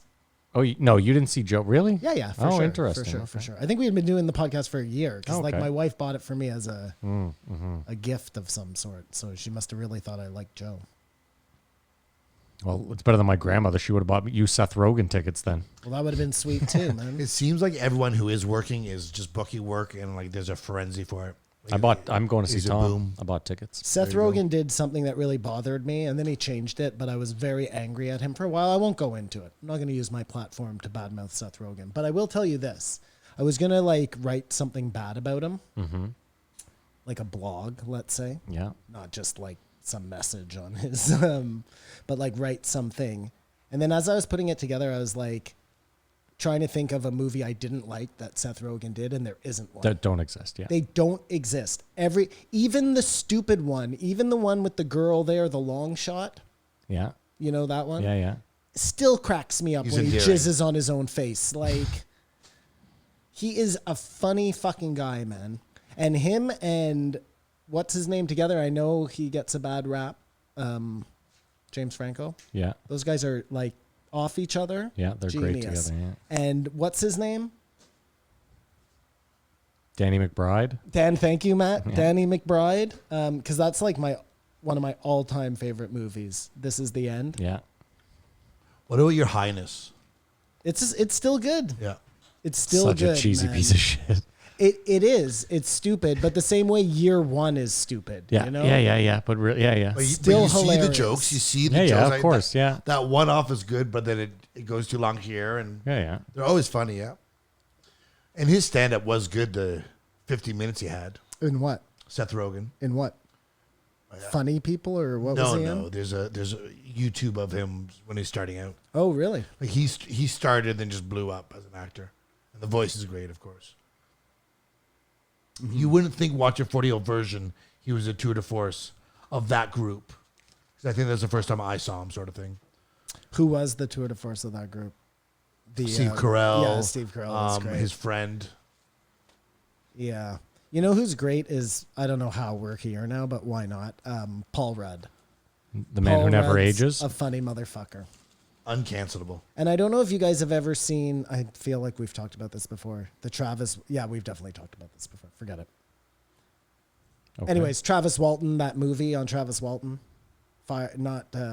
It's right now on Fire in the Sky. That's the one. It's the name of it. Yeah. Has a guy in it who looks just like Paul Rudd. Interesting. Yeah. And by the way, Kamar, I saw your doppelganger. Were they doing well? There is a guy in Ottawa who, me, as a guy who's known you my whole life almost, I was about to go up and like Grab your dick. something. No way. Kamar? With a mask on? What did he have a mask on? No mask. Mm-hmm. No mask. Pretty Different good. haircut, Pretty good but for him. that's it. But a haircut you used to have. So it's like really fucks you up. Was he looking good? Looked like he had just fucked some throat. Yeah. Thank you, Matt. There he goes, man. Have you ever met your doppelganger, Matt? Yeah, I have a few. You've been Do you? told about them? There's a kid who used to come into Babylon that looked like exactly Identical like to me. you? And he used to wear like exactly the same type of clothes. His hat, he would wear the same like. Was I his remember name Matt? No, I remember when he'd come in, all the bartenders would be like, "Get over here!" Like it was like a big fucking. Everybody took out. Yeah, their I was like, cameras. no, there was no cameras. It was just like pre. I guess maybe no. Yeah, it was pre iPhone, but yeah, it was Like- just constantly people like, "Look at this fucking." Out of all the celebrities in the world, Yeah, I want to meet Dove. Oh, we got to make that happen. I feel like worlds will collide. You know what? Don't make that happen, Matt. That might end the universe. Dude, Simon, okay, he played... one of us might be a time traveler, and that, when you get two people from alternate Does he wanna dimensions meet? together. This guy here. I'll show you. You've never seen my doppelganger? Oh, yes, hold yes, on. yes, Yeah. yes, yes, yes, yes. Actually, he was in a movie with Seth Rogen. Yes, yes, yes, yes, yes. I know who he is now.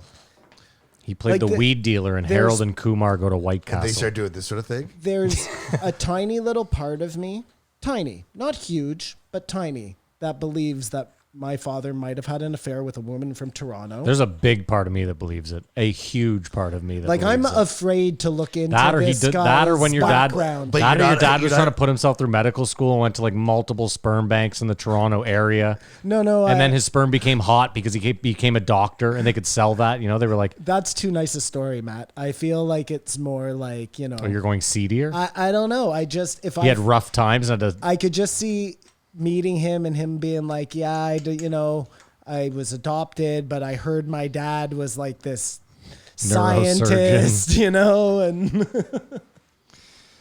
come on, why are you looking at me so weird?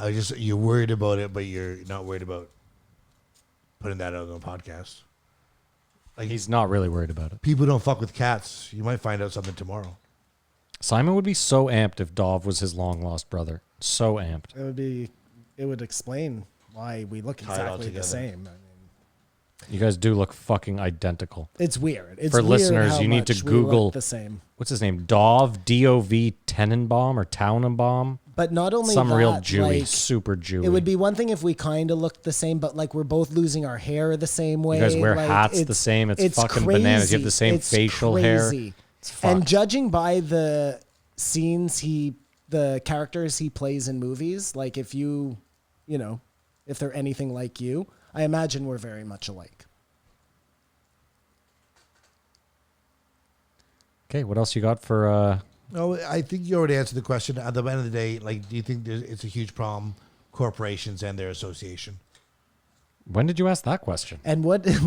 What? We were just talking about how he's misconstrued his Black Rifle Cavalry. And you said, I don't think this guy cares. Yeah, I don't think he cares. Yeah. And you said you don't care about what a company does for the most part. I said, listen, like, And we said we don't. Yeah. 'Cause use we all have Amazon. iPhones. Every one of us has an iPhone in our pocket. So do we really, really, at the end of the day, care about how ethical a company is? The answer is no, we do not. We don't. We do superficial things that we believe make a difference. I'm just saying, But if it's thrown in your face, Yes, sometimes- usually you will make the better decision. my point though, Simon, was simply it's never the first thing that comes to my mind when choosing a product. It might be down the line for sure. I also said if the coffee is absolutely incredible, often it really doesn't matter. iPhones are made by children, literally. And we're like, well, I mean, what do you Want want to me kill to do? themselves. Yeah. Anyway, that being said, I rate this one a 2. Great guy. I like him. I just didn't need this episode. It wasn't the greatest. Decent conversation. Maybe I'll give it 2.5. Middle of the road. I can't give it a 2. That's disrespectful. And really, whatever the guy thing fought for that his country. was written about him, Yeah. I would imagine that the support he would get from the other side would make up tenfold for the amount. Well, no, because he was getting lose canceled by the right. That was the problem. The right was angry at him. Wasn't that it, Kamar? I think so. Really? Yes, the right was canceling him, not the left. That's why Joe started the show by saying, I can't believe you guys who were supposed to be against this are now canceling people. You fucking idiots. Okay, that was his sorry. whole... Okay, sure. It's Yeah, all my it's bad, all my types bad. of mixed up. My bad. Oh, so I got to rate it now.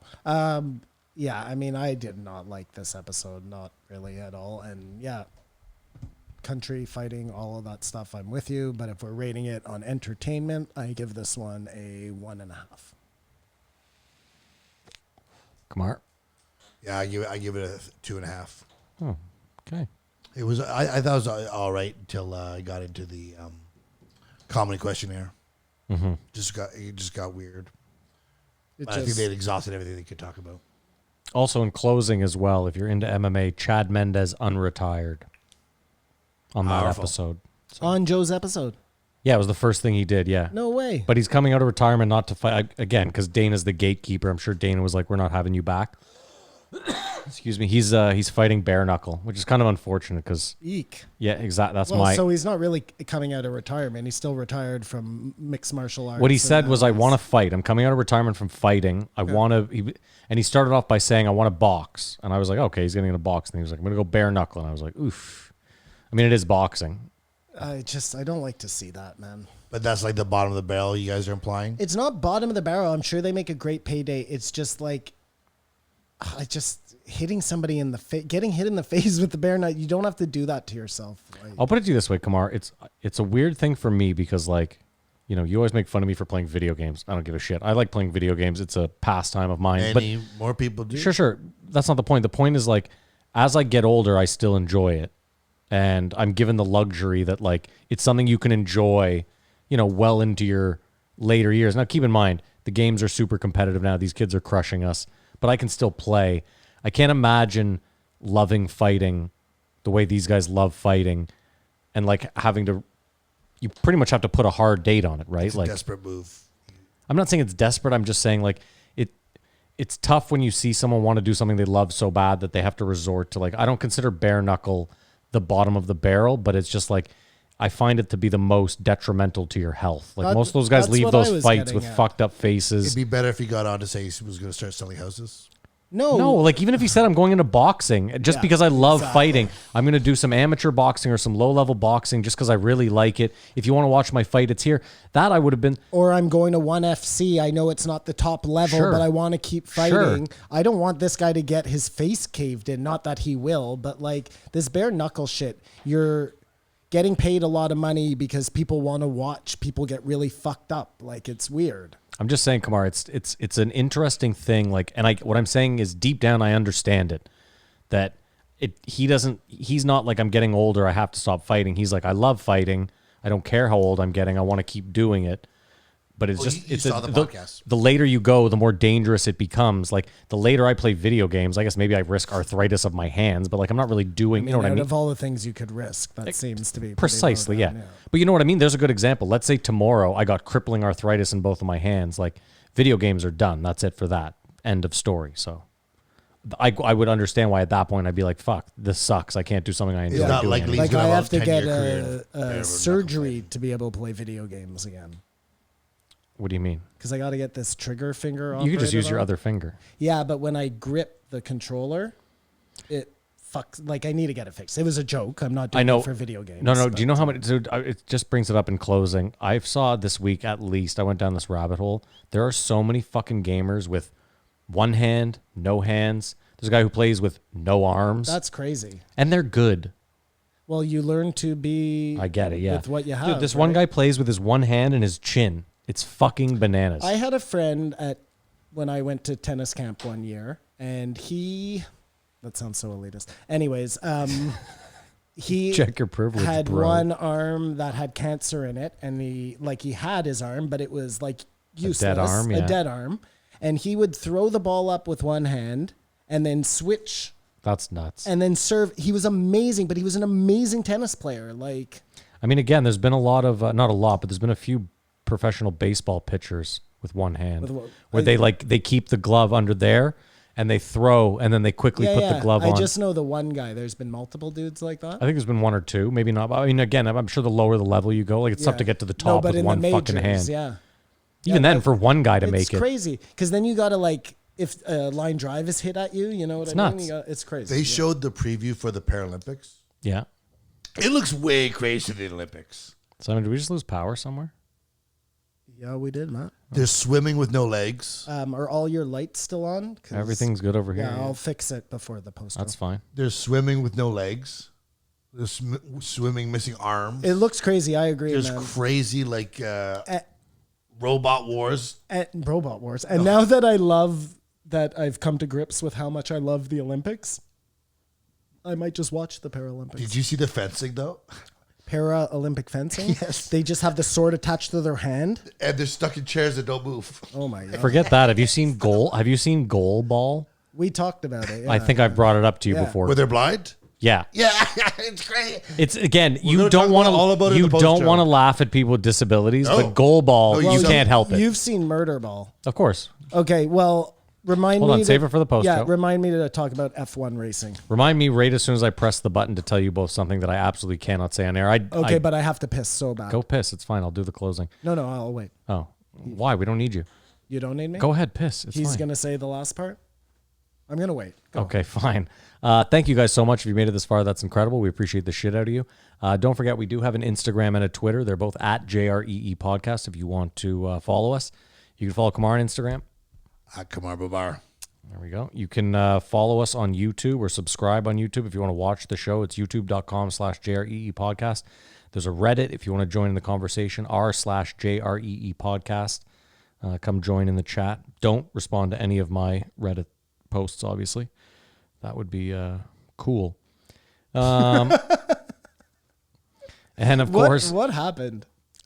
I posted on the Reddit, could any of the UK or Aussie listeners please just confirm that we're actually on the charts on the iTunes? Because I'm trying to do some fucking due diligence. Gotcha. Trying to figure out if anyone actually listens to this, which no one does.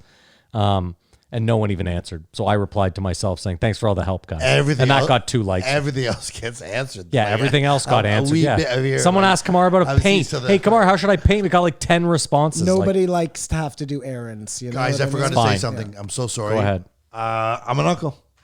Oh, congrats. Again? Congratulations. Which one? Shannon had another kid? No, my brother. Oh, congrats Yeah, to your it's brother. crazy, man. It's like big honor. And you're here? I'm so proud of myself. Where's your brother live? Kingston. Oh, okay. Mike, is that right? No, Sean. Or Sean, rather. Yeah. How many fucking brothers do you have? Not one one. named Mike. Okay, yeah, I was going to I say. have cousins, but Well, congrats to Kamar and Mike and his family. There we yeah, go. I'm an uncle. And Way to go. if you Way want to to go, really, Sean. if you want to really help Kamar out, support the Patreon. I wonder if that could be like a bargaining chip when you get a job. Well, actually, I'm an uncle to 2 kids. I really need this. $2 Yeah, bonus. I really need this. Their birthdays are coming up. It's a lot of work. I'm a very hands-on uncle. If you want to support the show, go to patreon.com/JREE podcast. You can support the show for as little as $5 a month. For that $5, you will get the post show. It's the show after show where we shoot the shit. You'll also get a backlog of old episodes of This Won't Age Well, where we used to go back, listen to old episodes, and do the same bullshit we do here. That's it. That's another episode. That's another week. Stick around for the post show. We hope you have a safe and great week and weekend. And as usual, Keep your eyes open.